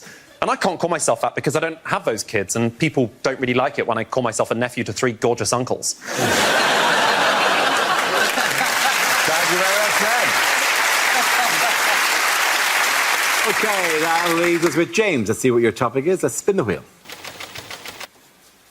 And the topic is growing up. Oh, I thought it was feet for a second there. You grow up in little bits and increments, in my opinion, bit by bit. I think the first time you become even a little bit of a grown-up is when your parents start letting you make your own squash. It's a big day, because until then, my mum was making all the squash all the time, and I don't want to offend Richard's watching, but it was the weakest-ass squash I've ever had. It was so bad, I'd have to squint it. Like, I guess that's got a vague orange tint to it. I'm trying to imagine what that tastes like as a flavour when I'm drinking it. Then you go around some other kid's house whose parents are a bit more laissez-faire. Squash knocks your socks off. It's incredible. I'd be like, whoa, you got access to this squash on the daily? He's like, yeah, but my parents don't pay me much attention. I'm worried they don't love me. It's like, I would leave it all in a heartbeat. For one sip of this squash, tell your dad I love him. Tell your dad I love him. I had to make a squash for my nephew recently. First time I made squash since I was living with my parents. I haven't done it in between because I'm an adult who doesn't have kids. And I know there are some adults watching who don't have kids who drink squash, but let me tell you, if you are the kind of person who drinks squash even though there's no kids in the house, you got bodies in the walls and heads in the freezer. I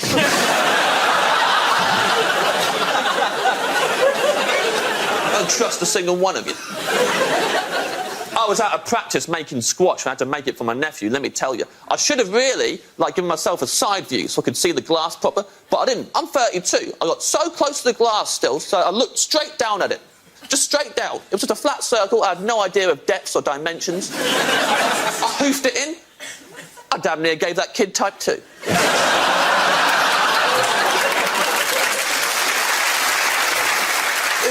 bouncing off the walls on Fun Uncle James's mega squash, losing his mind, going looping. At one point, he starts asking me weird questions. He goes, Uncle James, how come my lip skin is different to the rest of my skin? I was like, I've never thought about that, but now you've said it, not a day's going to go by when I don't think about it. Imagine if your whole body was lip skin. It'd take you hours to get ready in the morning. She'd be stood there with a chapstick.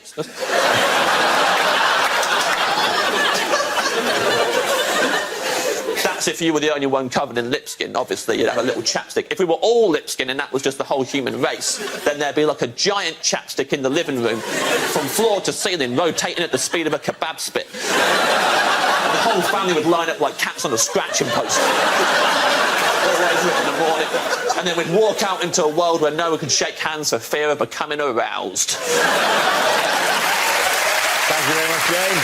And that round, James. The first subject is credit crunch. Who wants to come in on that? Andy Parsons. Now, the government have got this idea that what they want to do is bankers who've lost their jobs, they want to retrain them as teachers, but in half the time it would normally take to train a teacher. I bet the teachers are happy about that, aren't they? Hey, these people were crap at banking. The chances are they're also going to be crap at teaching, and they'll be even crapper if they're trying to train them in half the time it would normally take. Yeah, these people, right, surely it'd be better to retrain them as bankers. That is what they were crap Well done, Andy Parsons. OK, let's spin the wheel again. The subject is eating out. Who wants to talk about that? Rod. I ate out the other day. That's what I went to Cardiff Bay. It's all changed, you know, they've done it all up and it's all European development money, and some of the places now have got tables outside. It's al fresco dining in Wales. Just taking the piss. I think I tried to have a Twixt on a bus stop a few years ago down there. It was too wet to eat. So everyone's pretending it's Madrid down there. You know, your soup bowl's filling up faster than you can eat it. I didn't get past my starters after 7 hours of soup and rainwater. I gave up. Everyone's pretending it's Madrid, don't they? Your soup bowl's filling up. There's waiters with frosted eyebrows fighting their way to the tables going, spaghetti carbonara, spaghetti carbonara. I'll get another one, I'll get another one. Whatever. That leaves us with Tom and Russell. Let's spin the wheel. The next subject is extreme sports. Who wants to come in on that? No, why not? I went skydiving. I don't know if anybody here's ever gone skydiving, but if you haven't gone, I'll tell you what they do. They give you a couple lessons, then they bring you up into the plane, and you're not allowed to jump out of the plane on your own because it's too scary. So what they do is they hang you off the wing of the plane, which isn't scary at all. And the guy inside, he yells, "Let go!" 3 times. Then he gets mad. Starts kicking your hands. 'Cause I'm not letting go.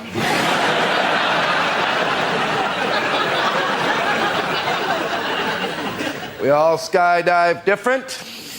I skydive with a big plane in my hand.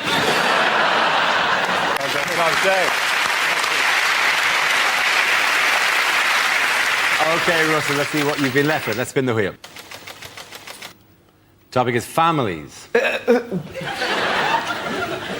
Well, families are quite peculiar. Mine are wonderful. I went to Brighton the other day, and my uncle was like, "Watch out, it's full of gays, and they'll get you. They'll get me. They're gays, they're not ninjas. Not gonna..." I'm so glad that I was raised by lunatics. I remember one of the weirdest stories I had happen to me when I was little. I was 8 years old. I was in Lanzarote. I just put some rubbish in a bin. I came around a corner and I was confronted by 2 werewolves, right? Turned out it wasn't werewolves, it was my mum and dad. Ah, ha, ha, isn't it hilarious? Not really, I've shat myself, right?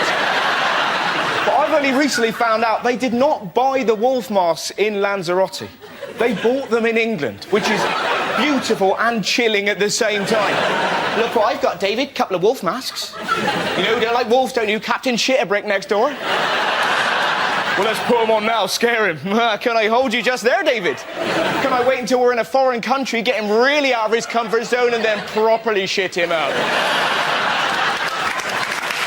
Well done, Russell. This is where we test our performance stand-up skills. We spin our news generator, it settles on a topic, and anyone can volunteer jokes about the chosen subject. The winners are the people I judge to produce the funniest stuff. That is just against nature. OK, here we go. Let's spin the wheel. OK, the first topic is Britain.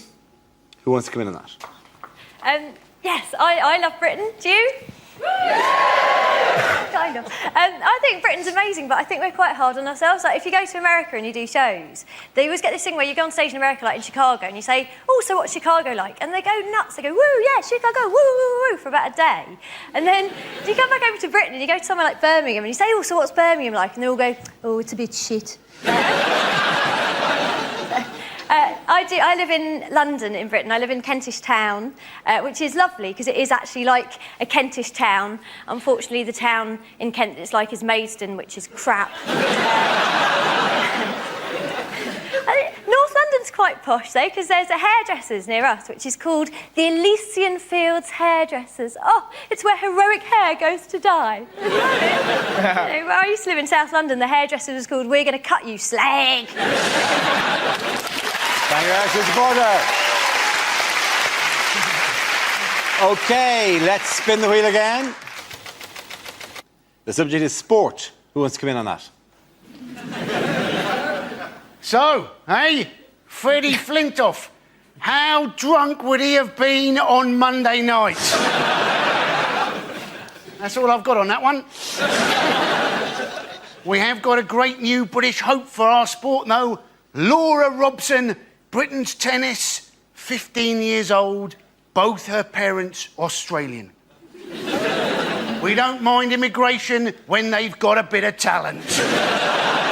We object to people sneaking into Britain on a rubber dinghy unless they can do it really bloody quickly. Thank you very much, Ali Parton. OK, that leaves us with Greg and Russell. Let's spin the wheel. The next topic is education. Who wants to come in on that? Russell. I remember school being fun. I think my favourite moment ever in life, pretty much. There was a girl in our school called Lydia. She was trying to make her calculator work. She was repeatedly knocking it against a desk. And after about an hour, our teacher went, Lydia! How would you like it if I banged you against the desk?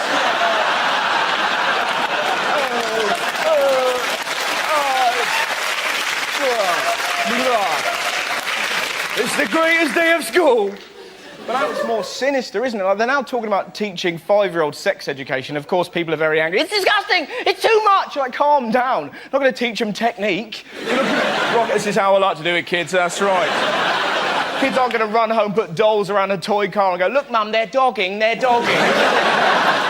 It's going to be some poor teacher trying to talk to 5-year-olds about love. Can you imagine a harder job? Hello, children. I'm here to teach you about love. Good luck with that, mate. I'm off to lick that tree.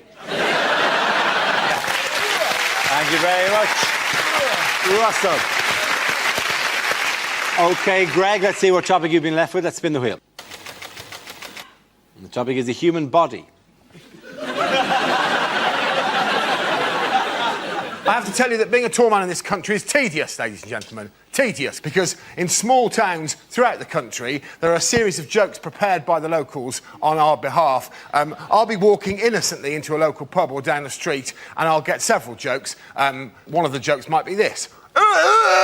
Just to give you an example of the level we're talking about. Another joke might be, what's the weather like up there?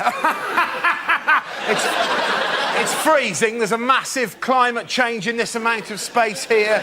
You toothless buffoon. And probably the most offensive example of this is genuine. I was at a cash point and there was a little old woman in front of me at the cash point tapping away with her claws. And I'm sorry, I'm just quite angry about this. And when she'd finished, bless her heart, she turned around and she hadn't seen me. She turned around and she went like this. Oh! Maybe not that sexually. She said, "Oh," and then with no hint of irony at all, she asked me this question. "Would you like a job at my house, changing light bulbs?"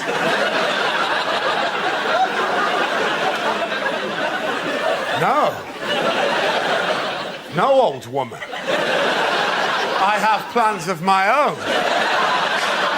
Now, get out of the way of the cash point. 20 minutes is long enough for you to have worked out that that's a Tesco club card. Thank you very much, Greg. First subject is sleep. Edward. Does anyone here sleep with someone who snores? Yes? Well, I envy you, because I lie awake next to someone who snores. My wife snores terribly, and part of what keeps me awake is lying there going, how do you sleep through this? I can't sleep through it, I'm only next to it. The noise is inside your head. And how come you can sleep through that? But the sound of me making a sandwich in our kitchen, that wakes you up. There is no way me making a sandwich makes more noise than you're making right now.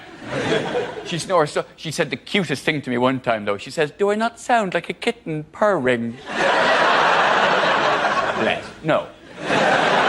You sound like a cat drowning in porridge. If I had a kitten made that noise, I'd put it down. Apparently she had her nose broken a couple of times when she was a kid. Didn't teach her, she's still bleeding snores. Thank you very much, Ed. OK, let's spin the wheel again. Subject is health. Andy Parsons. With flu jabs now, what they do, don't they, is they put a little bit of flu into you to help you combat the flu. I was thinking by that argument, surely you should be able to have the odd cake to help you fight obesity. Because let's face it, you can do too much exercise, can't you? You know, did you see Madonna's arms? They didn't look right, did they? It's like half human, half Terminator. Of course, that's the problem when you're always picking up small African children going, no, no, no. Thank you very much, Andy. OK, that leaves it with Russell and Jack. Let's spin the wheel. The next subject is television. Who wants to come into that? Jack.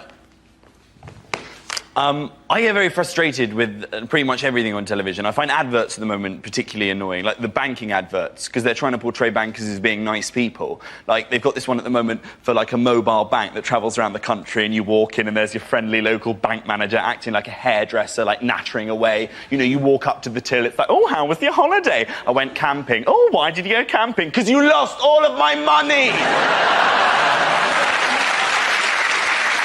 Decided the only option I've got is just to not watch TV at all, because everything annoys me. And I've got quite a lot of people that pressure me into doing that as well. Like my dad, he's quite old-fashioned. He's always saying, "You don't need to watch television. You should do other things, better things, more edifying things. Don't watch TV, Jack. You should read. Read the great novels. They're entertaining, they're educational. Even read the Bible. The Bible is engrossing. It's enthralling. The stories of Jesus, they're encapsulating, they're invigorating." I'm like, "No, Dad. If I wanted to be entertained by 12 people sat round a table trying to impress some bearded Jewish know-it-all that thinks he's some kind of deity, I will watch The Apprentice." Thank you very much, Jack Whitehall.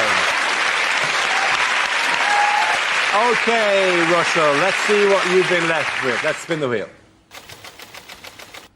And it's fitness. Could have been camel toes. Now, I was in the gym the other day. I was in a locker room, and a 5-year-old boy ran in and jumped into a locker. Now, sometimes you know you're just going to have an incident, right? You could hear him in there giggling, like, and you knew what he was going to do. He was going to jump out and scare his mates, because his mates appeared seconds later, like, "Where's Stephen gone? Where's Stephen? He was there a minute ago. This is most irregular." And he waited, not for his mates, but for 3 huge naked men. It was fantastic. They were kind of walking past, and this little kid leapt at those men like a cat with rabies. It was incredible, right? Just from nowhere, the noise they made, I've never heard a noise like it. They sounded like a tugboat getting molested. Like,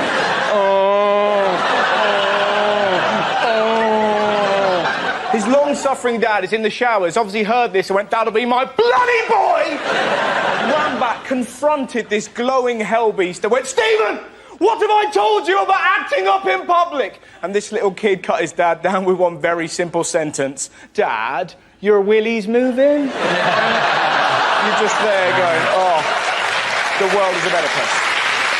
Thank you very much, Russell. At the end of that round, the points go to Ed and Jack.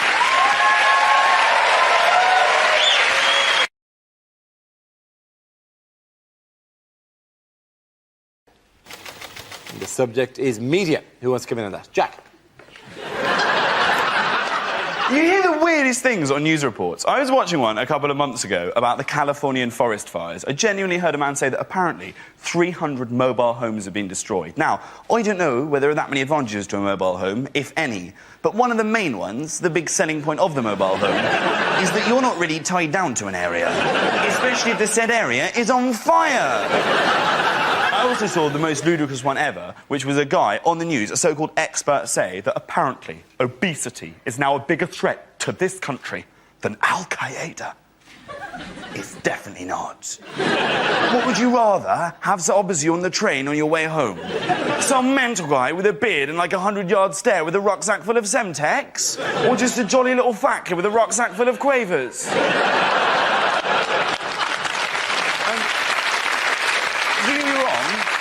That's not me, like, belittling obesity, because actually my mum has quite a lot of issues with her weight. She uses those dieting pills, although I did have to point out to her the other day they don't work if you butter them.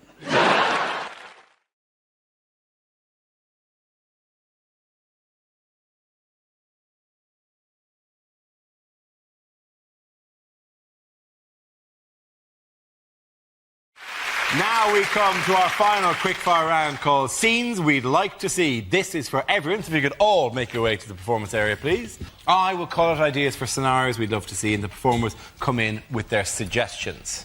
The first subject is the worst thing to hear over a tannoy system.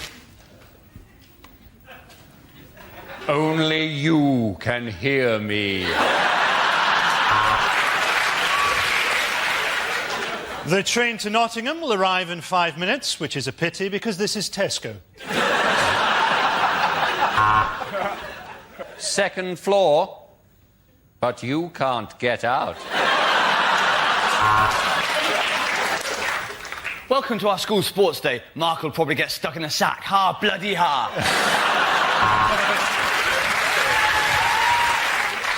Can somebody come to the salami slicer, please?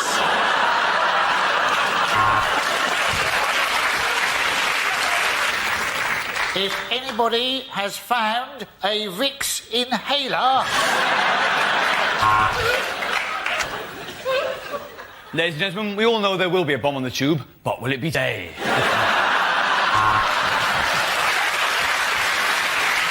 The lift doors are closing, leaving you trapped in an airless, windowless coffin, hurtling downwards at 100 miles an hour.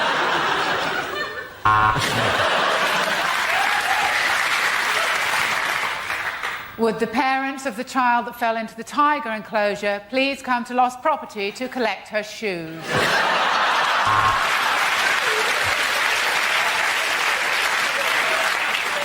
The plane's about to land in Glasgow. Passengers are reminded to set their watches back 25 years. The next topic is unlikely lines from the final Harry Potter book. Don't worry, Hermione, I can get rid of it. Chlamydia disappearo.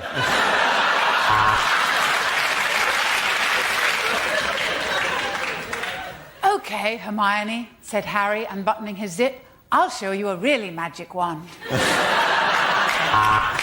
Harry had always thought that he'd meet his death at the hands of Voldemort, so imagine his surprise when the doctors told him that he was HIV positive.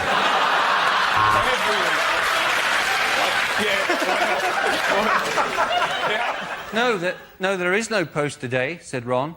The Owls are on a one-day strike over pay and conditions. Midway through the orgy, Ron winked at Harry. This is better than Quidditch, his eyes seemed to say. It was a magic mirror that showed the future, and in it, Harry seemed to be a 30-year-old actor appearing in something called The Bill. Get the snitch, said Harry. I'll tie him down and you can drill through his kneecaps. As the old man stood in front of him in his robes, clutching his wand, Harry regretted transferring to Catholic school.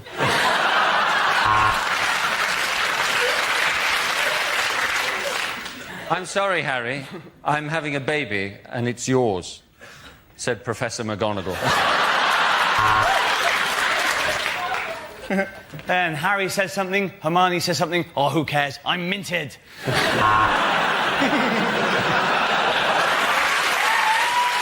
At the end of that round, ladies and gentlemen, I have to give the points there to Frankie Boyle Mock.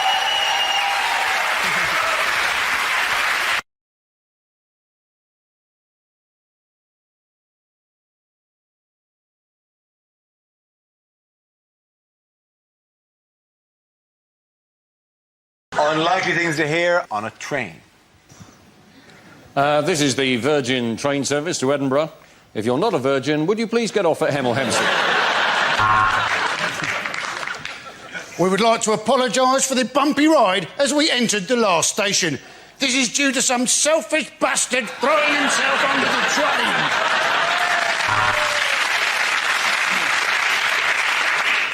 We are now arriving in Sheffield. Could all passengers in first class please pull back your window blinds and take a look at the real world?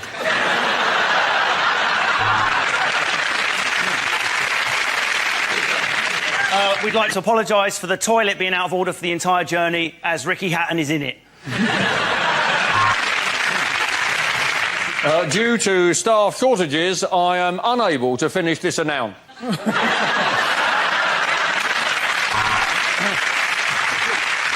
Hot food is now available because the buffet car is on fire.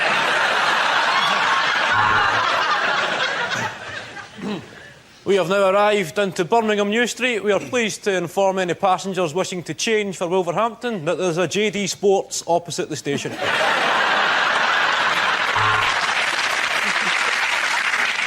Excuse me, do you have any more of those sandwiches? They're delicious. I wonder whether I should take my personal belongings with me when I leave this train. If only there was an announcement that could possibly help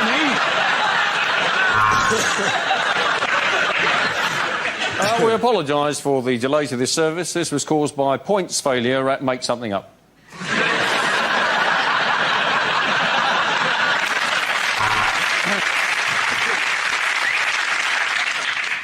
Hello. This is the train speaking. I know we're running a bit late, but don't worry. I know a shortcut.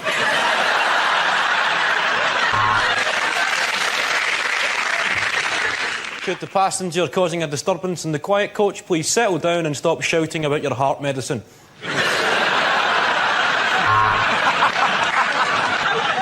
Would the driver please contact the guard? We have no idea where you are.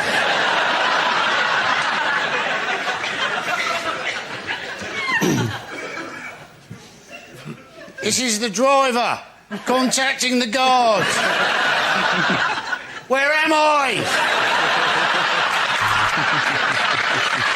At the end of that round, the point's going to pass to Kevin and Andy.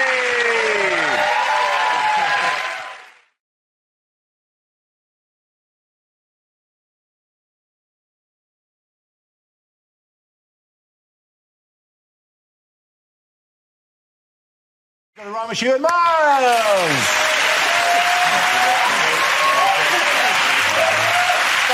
Now we come to scenes we'd like to see. So if everyone can make their way over to the performance area, I'll read out this week's topics and we'll see what our panellists can come up with. OK, here we go. The first subject is unlikely greeting cards. Roses are red, violets are blue. Sorry, you're dead. What can you do?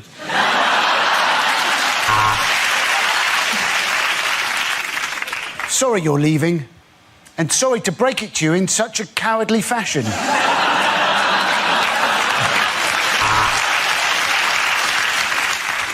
Happy Father's Day, whoever you are, wherever you are.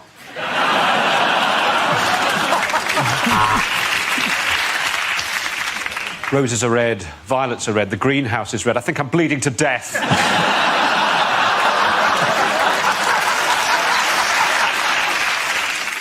At this difficult time, I'm thinking of you, wearing suspenders and a mask.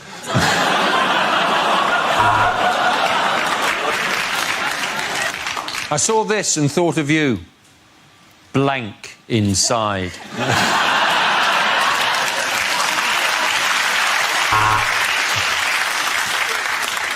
My feelings can't be put into words, although the judge did describe them as inappropriate.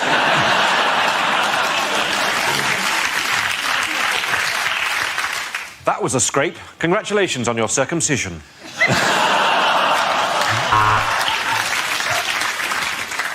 Congratulations, you did it. And we'll prove it. The Crown Prosecution Service.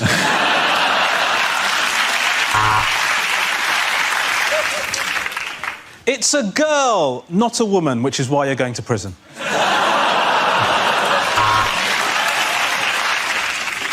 With deepest sympathies for the loss of your grandmother. / happy housewarming.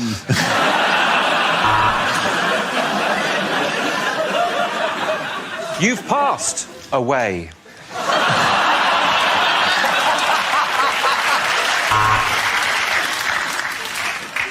21 years, and this time you'll probably die in prison.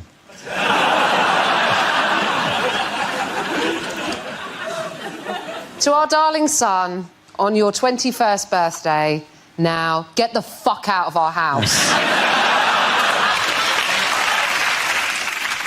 Please help me. I'm trapped inside a North Korean card factory.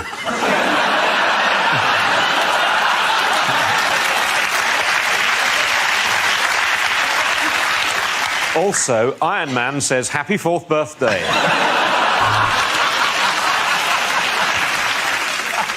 Roses are red, violets are blue. When you go down on me, please don't chew. OK, the next topic is things you wouldn't hear on a science documentary. The dinosaurs were wiped out by a giant asteroid. Silly them for all standing in the same place.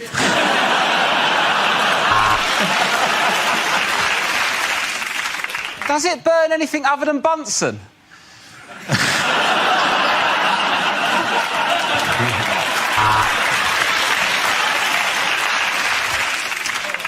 He named the star after himself, and now we find ourselves looking at Arthur Cockmonster III.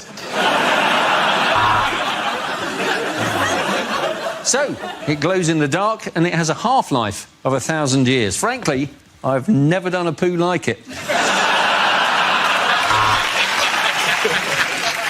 On today's show, we'll be talking about the Jurassic period, where only dinosaurs and Bruce Forsyth roam the earth. He's old, isn't he?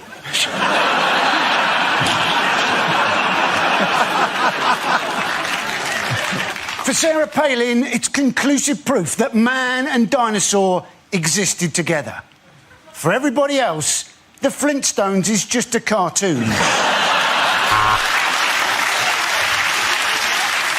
Next, biology. Why is that gorilla so sexy? Let the proton see the electron.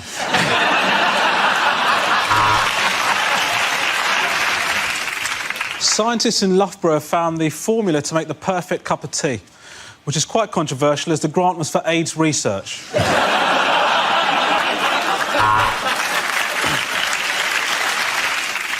You've been watching me, Richard Dawkins. Good night and God bless.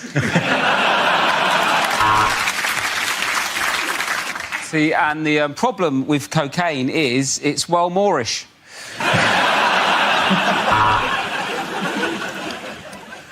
Well, we could ask a proper scientist about this, or we could ask Dara O'Brien.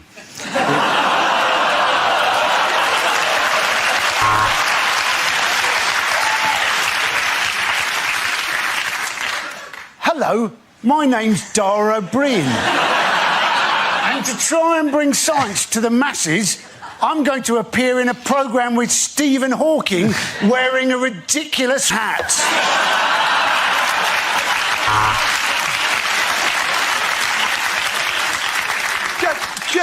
Just enough with the, you know. I love that hat, by the way.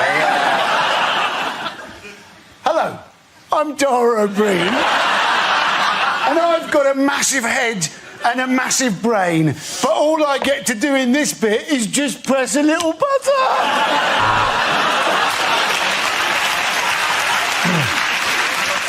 Mr. O'Brien, I award you a PhD. Phenomenal head, Dara.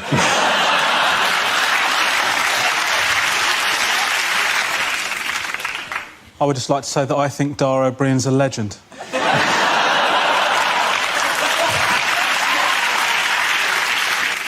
I work with Dara O'Brien.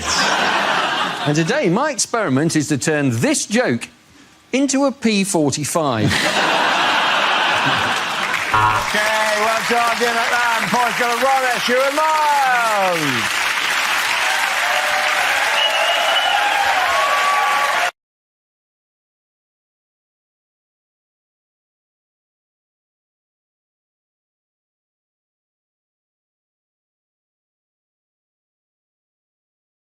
Now we play a round called Trump Around, Trump Around, Trump Up, and Get Down. This game involves John and James. If you could make your way to the performance area, please. This round is a stand-up challenge. I launched a wheel of news, and whoever chooses to stop, one of our performers must step forward and talk about that subject. OK, here we go. Let's spin the wheel. And the topic is home life. Who wants to come in that?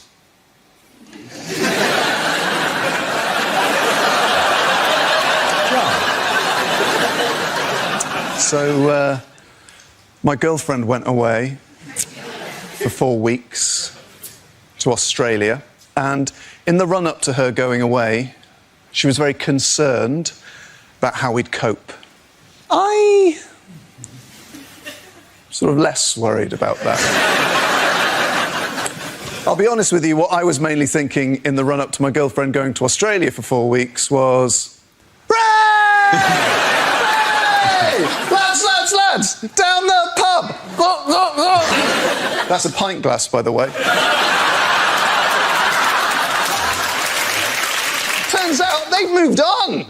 Their girlfriends aren't away, their kids exist.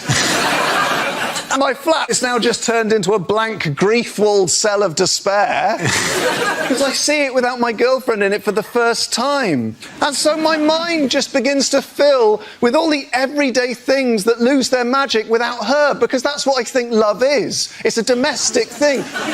The other day, she was emptying the bin, and I knew it was going to split because she doesn't buy heavy-duty bin bags because she doesn't listen to me. And she's lifted out the bin, and I can see the main sort of bulk of the refuse is staying there. Meanwhile, the bag itself is just stretching, getting clearer and clearer till it's little more than a shadow. And I think, well, that bag is going to split, but I can't tell her because I've learned. I hear this shrill cry. It's a sound that I've not heard my girlfriend make before, because I'm not much in the bedroom. And I thought, well, that bin bag split, hasn't it? Time to go and lighten the atmos with a few choice quips about why we use heavy-duty bin bags. John Robbins. OK, that leaves us with James. Let's see what your topic is. Let's spin the wheel. And the topic is cinema.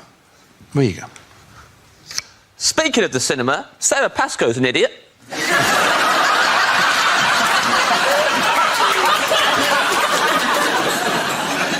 Love going to the cinema. My favourite film I ever saw at the cinema was the Eddie Redmayne classic, The Theory of Everything. I loved it. It should have been called Look Who's Hawking. That's my only criticism. No,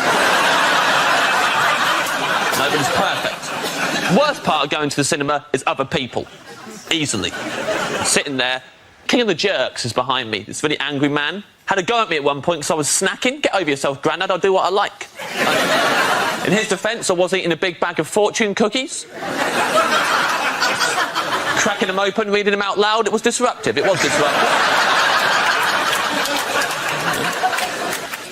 End of this film, man behind me goes, "Ugh, that's 2 hours of my life I'm not getting back." I thought, oh, got some bad news for this guy. Every hour of your life.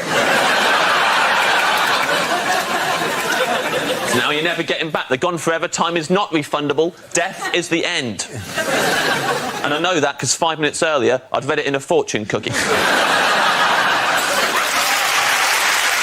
you very much, James A. Carter. James Ryan, the fourth girl, John Robbins.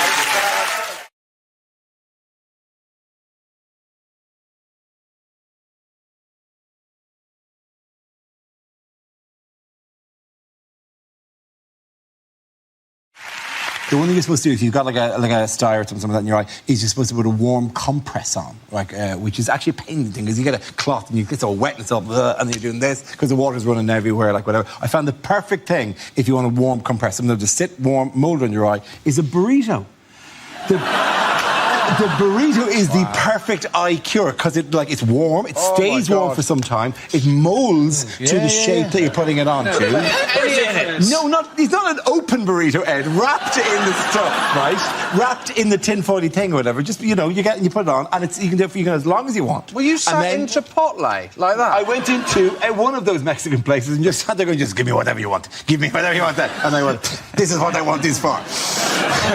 Why are you doing that voice? I have no idea. Get out of here. You're mocking me. You're mocking me. You don't see me going into an Irish bar going, oh, give us a pint, give us this.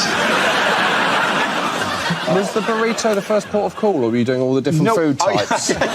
Going into Pizza Express, this isn't working for me. No, first I tried ramming a plate of nachos into my eye. I thought, this does not work. And then, first, shall I try the taquitos instead? Right. And at what point do you think it became infected? If you listen really closely, you can hear... Merry Christmas, everybody. What have scientists in America created recently?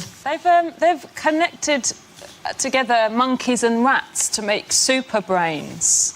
Monkeys are monkeys and rats and rats. Yes, it's not a mix together. That would be incredible. Monkey rat is here. What we've got here is a runky. Pretty racial slur. But there's a scientist who wants to connect monkeys and create a giant monkey. A man is living a prequel.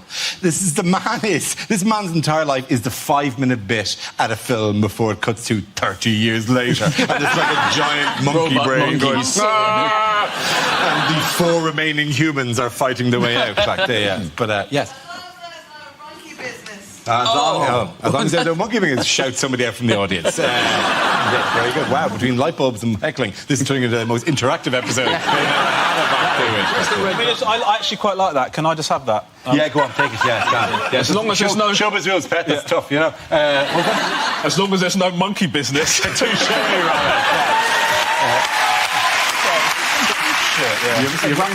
You've learned a cruel lesson there, Pat, haven't you? She actually said runky business. He said runky, he did it wrong. Oh, OK, fine. Yeah. Okay, oh, shut up!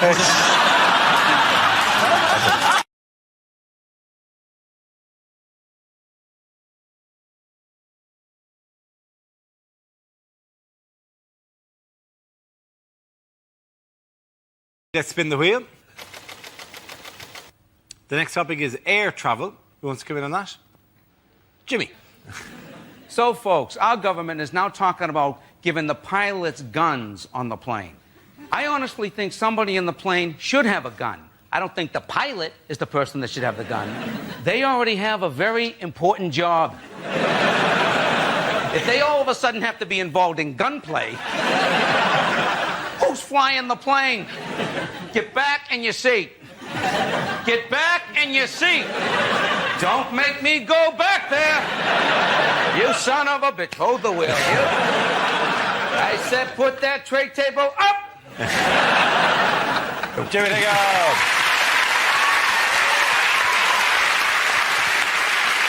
OK, let's see what we've got left for Frankie. Let's spin the wheel again. And it's drinking. As a teetotal alcoholic, that should be quite good. I drink energy drinks now. It's good that they've finally managed to can anxiety. It's good that there's a drink that gives me the resting heart rate of a serial killer who's just spotted that there's a sale on at B&Q. I hate this thing where Guinness always go, oh, we're the national drink of Ireland. Yeah, you're the national drink of a nation of alcoholics. That's like saying that you're Gary Glitter's favourite search engine. I'm teetotal, right? A concept which Scottish people don't understand. So I did a gig in Fife, and I was on stage, and this guy was going up to the bar, and he went, hey, I'll get you a drink as well. I went, well, I used to be an alcoholic, so I don't drink anymore, but thanks anyway. And he looked at me for a bit, and then he went, a pint of lager shandy? Frankie Boyle. I'm going to give it to Jimmy and Frankie. Yeah,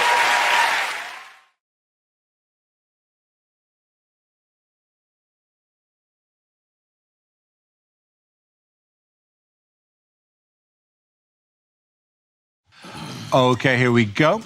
The first subject is lines you wouldn't hear in a TV detective show. These dots, these dashes, what do they mean, Inspector? Morse?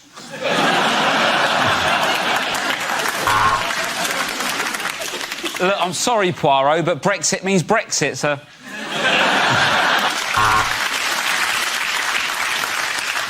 Welcome to Midsummer, Officer Patel.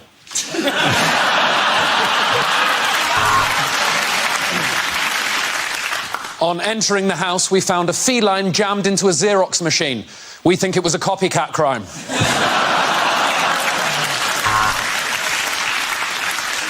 Welcome to Baker Street, madam.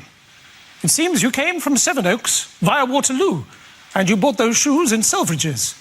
And you are here because you fear someone is stalking you.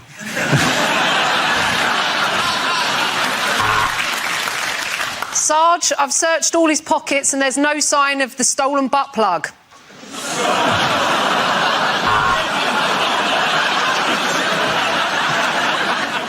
Blood, skin, fragments of bone. Why did I order the sausages? And according to the coroner's report, he had his head removed and a wedge of lime shoved down his neck. Sorry, that's the coroner's report. Oh, it's elementary, is it, you sarky prick?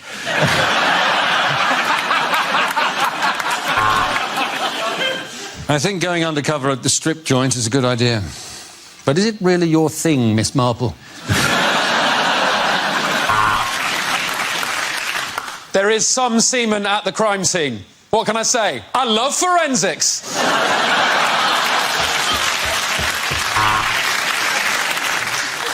Well, I tell you what, Watson, how about this week you solve the crime and I'll ask all the stupid fucking questions.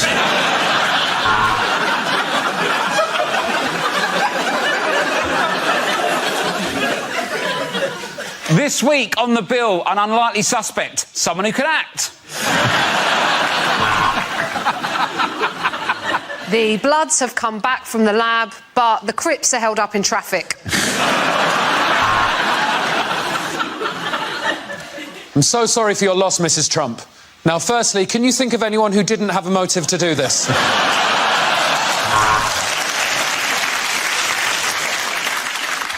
These were his movements just before he was killed.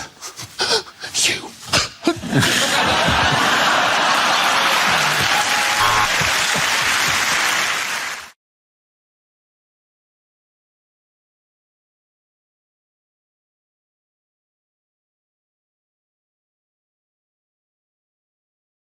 Unlikely things to hear on a property programme. Next, Cash in the Attic. Tennis player Pat Cash has a nervous breakdown and decides to haunt his estranged family. Today, we help Al McGrahy swap his one-bedroom cell for a Libyan place in the sun.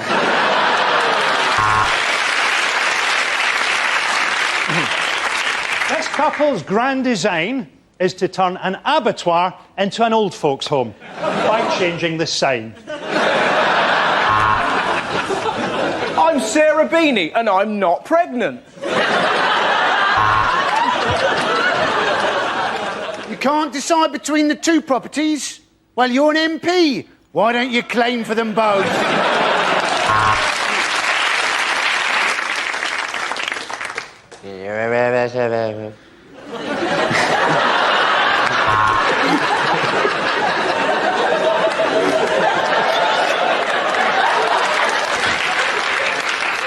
Thing is, I have actually heard that on a property programme in Scotland.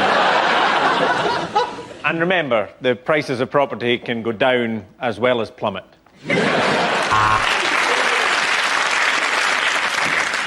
You know, I said those ghastly beams, what on earth are they for? It turns out they were for holding your house up. Hello, I'm Lawrence Llewellyn Bowen and I'm so posh I've actually got a swan for a penis.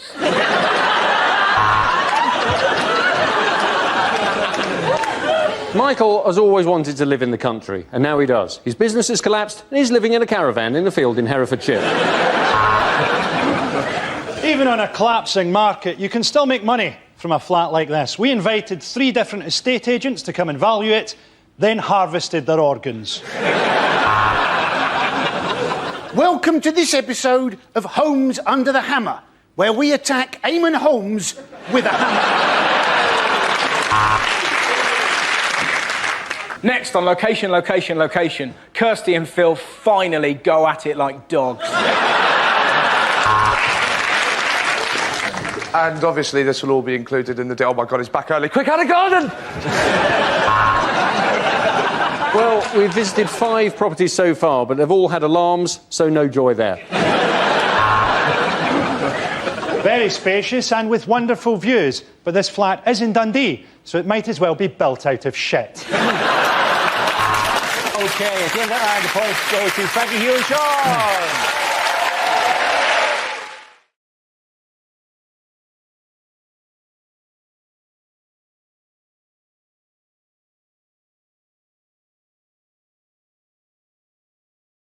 Likely dating profiles.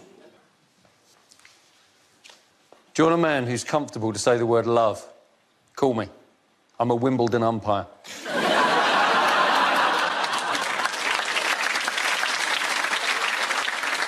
Hey, do you like it when 2 bodies come together and fall into great ecstasy? Me too. Let's find some and watch them from the bushes. Once you go Asian, you'll never go Caucasian. True story? I like long walks on the beach, a pebble beach, barefoot. I love pain. I love pain!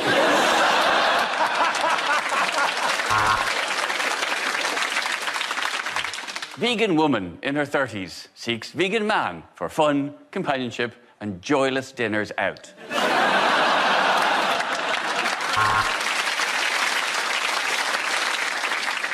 And would it impress you to know that I typed out this entire profile using my dick?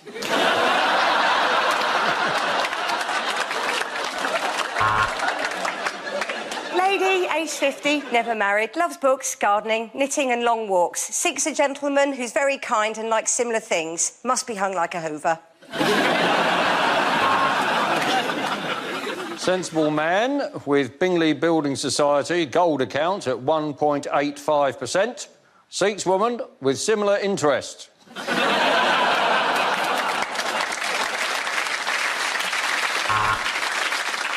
Hello, I'm looking for a bloke called Dave. He's been hanging out in Nice, apparently got his trotters up.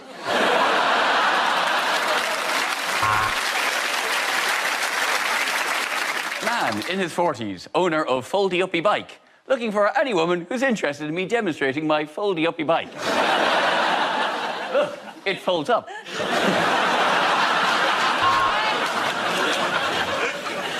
Ambitious man with no sense of work-life balance seeks woman... I haven't got time for this.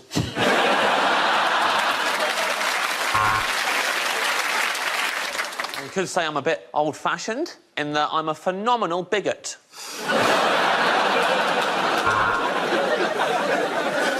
Man with huge belly seeks concave woman.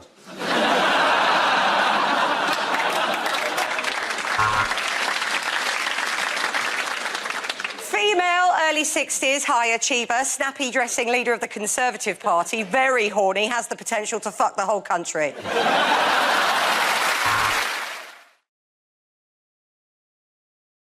The first subject tonight is what a TV chef would never say. So that's the bird plucked and stuffed. All that remains is to kill it. Welcome to One Fat Lady. And here, what you want to do is put a little bit of the brown mixture in the tin and then sprinkle a little bit of hash on the top of it. Well, these Korean meatballs really are the dog's bollocks.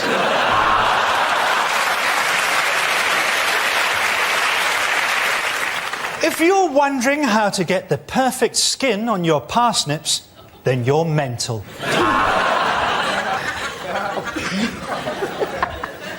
Hello, I'm Delia Smith, and today we're going to cook a panda. Am I invisible in this fucking jacket? I think you do.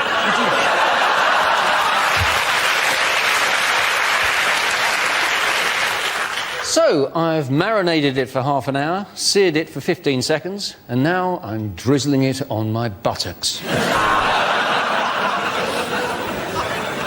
You just need two things to make this dish. What you need is a takeaway menu and a phone.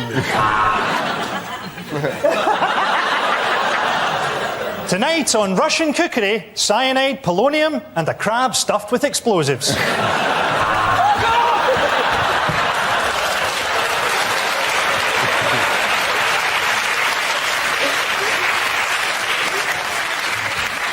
Not going to be worth it now, is it?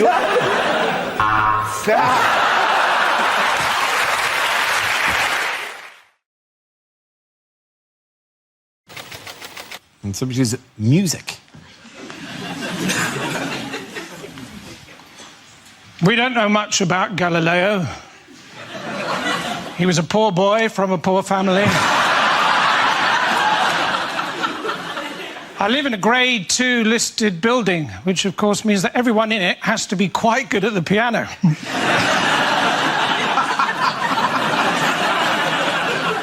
I'd like to take the band ABBA out for lunch, and if I could, I would, my friend. For Nando's. Like a school. You are looking at a very proud Canadian who's very proud of the education system in Canada. No, I was horrible in school. I failed math so many times I can't even count. I preferred French over chemistry because the chemistry teacher and I just didn't have any, rapport.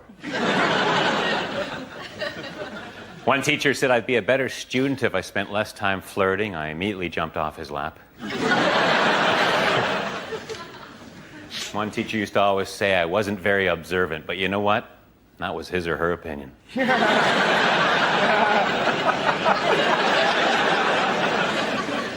I was going to join the debating team, but someone talked me out of it. In high school, I was voted most likely to reminisce.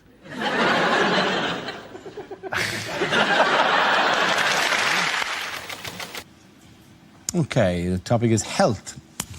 Where you go? I'm a lot sportier than I might look. In fact, I picked up a little niggle at the gym the other day.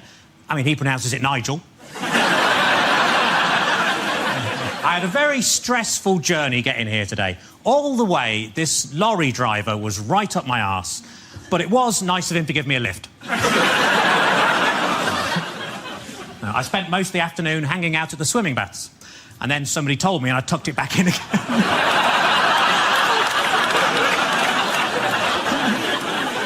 I put on a lot of weight recently, so I rang up Weight Watchers. I said, it's an emergency. Can you send somebody round? And they said, yes, we can. We got loads of those.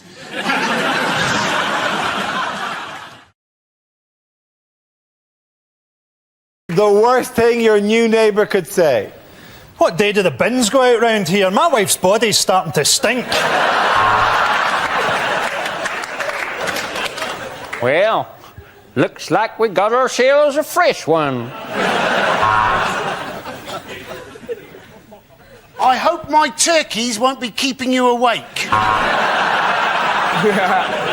My wife and I are nudists and have been for the past 70 years.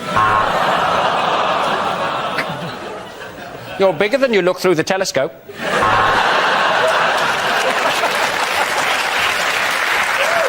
Welcome to the street, or as we like to call it, the cul-de-sac of Christ.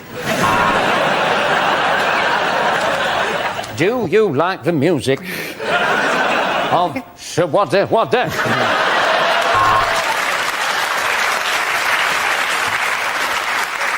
I can see you when you sleep.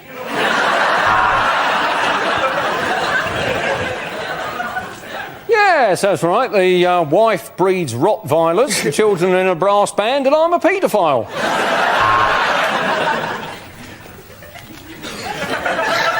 It's simple. Your dog and I are in love.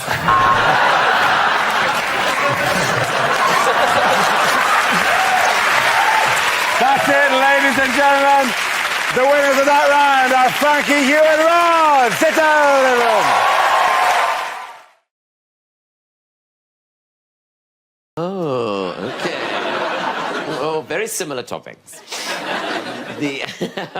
I once went to a buffet in Reading, and that's not even the joke. It was organised by a woman called Wendy, and it was so beige. It was so bland. It was like a buffet representation of Reading. I looked across this buffet, right? They put out sausage rolls, right? Where they just whipped off the cellophane and put the corrugated plastic straight down on the table.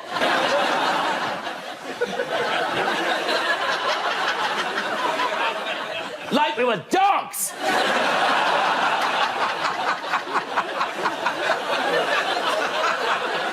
Then we had Scotch eggs, right? Scotch eggs cut into quarters. Apparently no one can eat a whole one. Then we had breadsticks displayed in a pint glass. I thought I was at a fucking UKIP rally.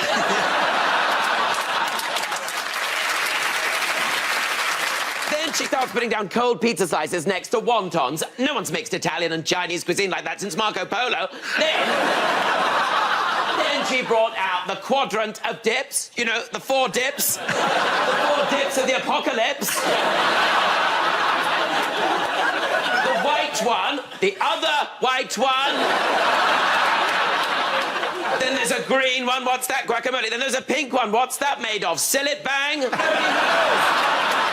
I was just glad to have something made of some sort of colour. Anyway, it was a terrible buffet, but thank you very much, Wendy.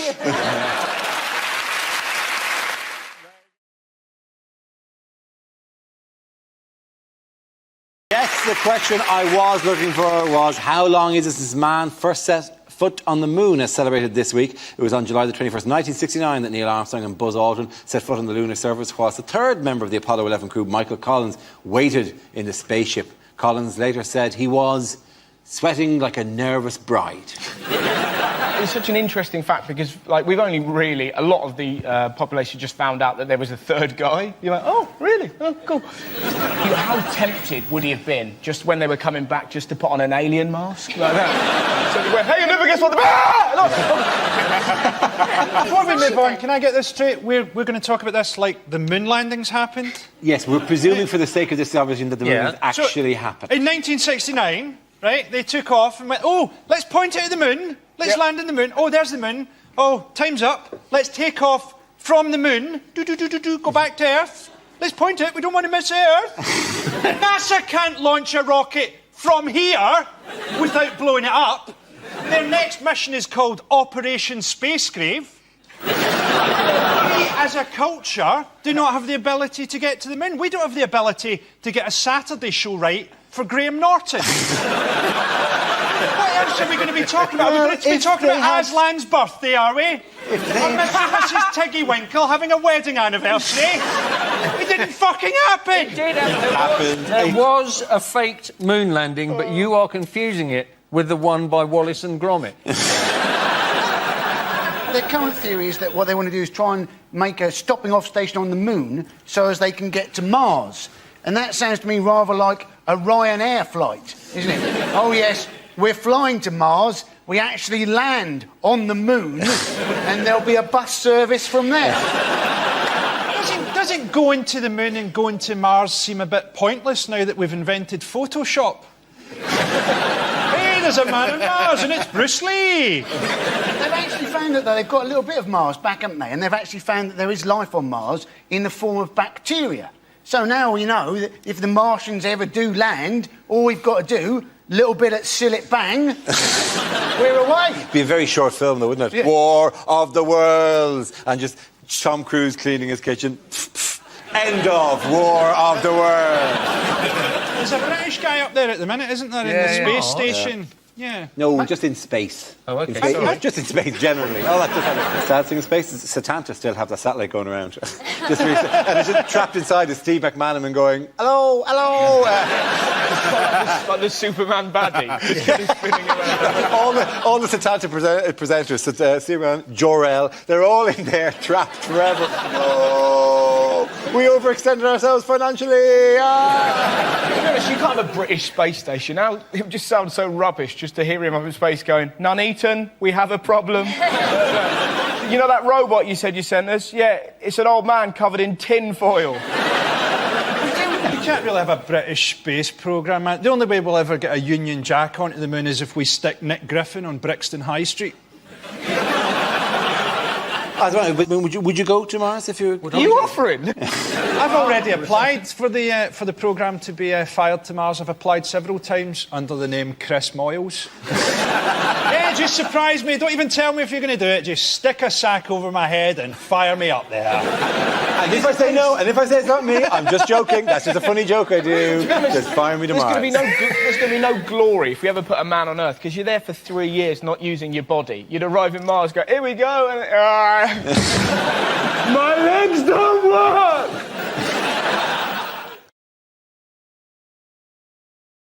Scenes we'd like to see, so if everyone can make their way over to the performance area. I'll read out this week's topics, and then we'll see what our panelists can come up with. OK, the first subject is things you wouldn't hear over a tannoy. We apologise for the delay. Fuck knows when Brexit's happening. The train on platform 3 has been cancelled because it said something racist on Mock the Week.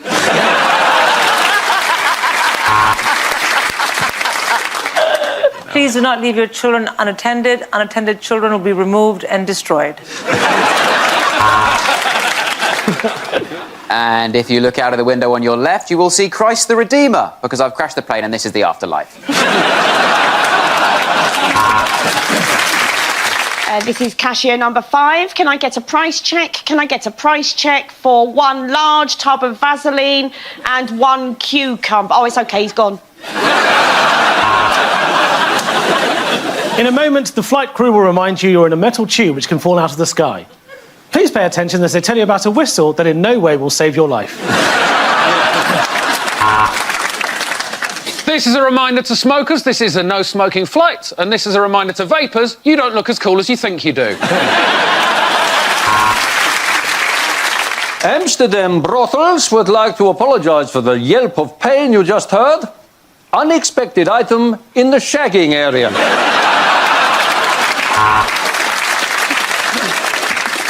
Hello, this is your pilot speaking. Just to prove that I am not too drunk to use the tannoy, Jeff. Just a reminder that when we asked you to report anything that doesn't look right, we meant sort of like terrorist stuff, not just a baby wearing ripped jeans.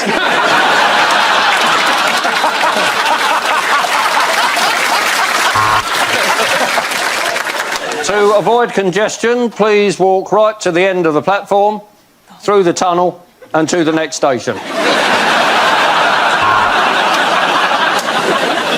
Don't forget you can take advantage of many deals in store today, or go with no deal because we're British and we won a war! If you see something that doesn't look right, please ignore it. This is England after all. See it, feel uncomfortable about it, sorted. This is your pilot, Captain Mohammed Qasim. Psych, it's John Smith.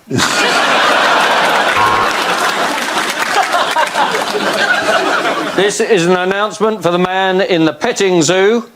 Heavy petting is not allowed. Get your tongue out of that llama. And we've just pulled out of Paddington.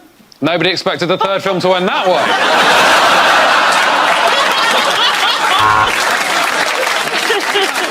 This is your train driver. I don't wish to alarm you, but it seems that we have travelled into space. Now, nobody...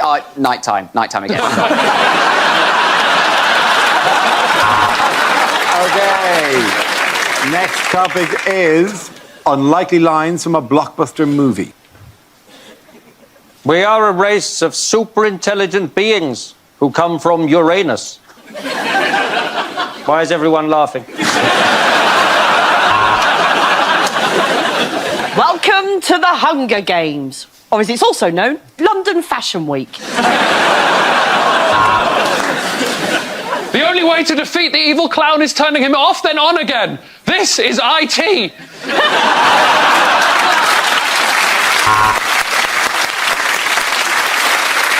Look, Rose, the way I see it, the ship is sinking and we're all going to die, so bum stuff?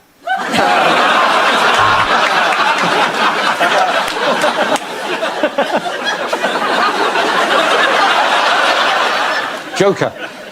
A comedian becomes psychotic because people don't find him funny. Just a little warning, that's all.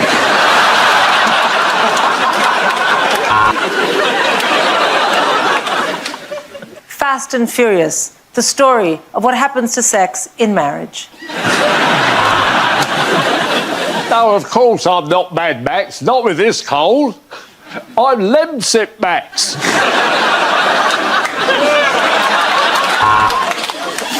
Oh, shit! Oh, that hurts so much. God, I hate living in Lego World. There's only one superhero who can get into this frozen meal. Leave it to Thor.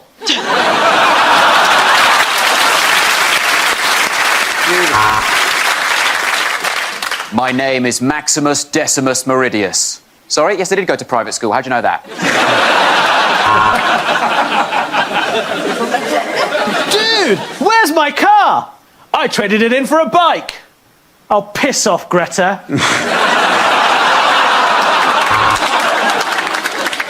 I don't like to call it the One Ring. I refer to it as an unexpected item in the Baggins area.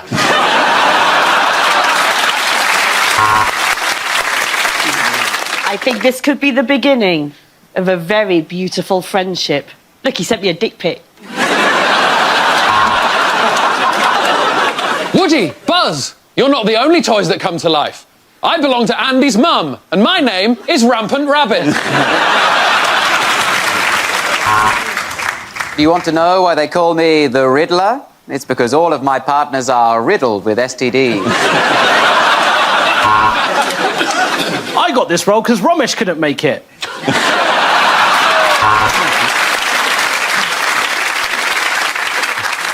I got this role because Nish couldn't make it. The end of that round. Yeah. And the point's going to end. Ishan and Sindhu.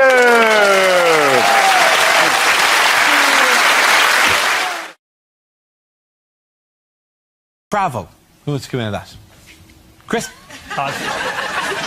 Don't know what's happening. It's all different on the telly. I take public transport quite a lot doing this job. I'm not a fan. I don't really like being in public, walking around. It's nothing. I don't get normal things in public when I'm walking along. I don't get normal interactions. I don't get, excuse me, sir, what time is it? Excuse me, where's the train station? I get like, do you like leaves? Like, I could write a book on it, right? Another thing is, as a northerner, people said to me before I came to London to do work and stuff, people said, oh, the tube. Oh, the tube's awful. No one talks. No one talks. Good. That's brilliant. brilliant. I don't want nutters on public transport telling us what they've had for their breakfast, right? I want to be left alone. You know, in the Tube, if you've never been on the Tube, come to London just to go on the Tube. It's an incredible experience. No one, literally, silence. It's amazing. Someone could just burst into flames on the Tube, and all you get is one man looking up from a Kindle going, prick.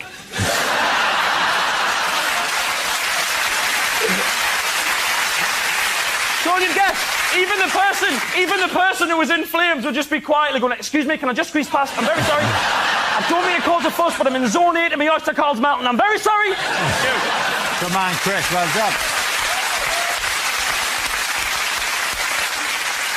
OK, that leaves us with Rob. Let's see what you've got. Let's spin the wheel again. And the topic is class. Stuck with it? You're stuck with it? Yeah, I'm working class. If you're not sure, there's a little test you can do to see if you're working class or not. You're normally working class if your television is bigger than your bookcase. That's how it works. Like, at my mum's house, big 50-inch plasma on the wall, little Billy bookcase from IKEA next to it. DVDs on it normally. That's how it works. The thing is that my girlfriend's very middle class. That's a problem. She used to be upper class, but we're together now.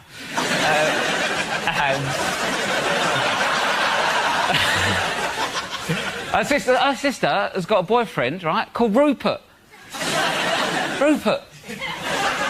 That's in the name. I'm not having a go. It's a decent name. I just never thought I'd meet one. Do you know what I mean? I was in the pub with him. Rupert, do you want another Malbec? What's happened to me? And the thing is, though, like when they go around their house, right, they like in my house, growing up, Saturday night, you'd have dinner on your lap watching You've Been Framed, right? Bit of a chavvy way, chavvy dinner. That's what we used to do. You go around their house, you sit in the conservatory, you have wine, talk about politics, right? And I started thinking, this is how you should do it, innit? This is how you should do dinner. Then after about 10 minutes, I realised I haven't got an opinion and I'd quite like to see a dog fall in a puddle. Well done. Well done to both of you. Points for both of you. Come on back. Well done. Lovely stuff. Come on.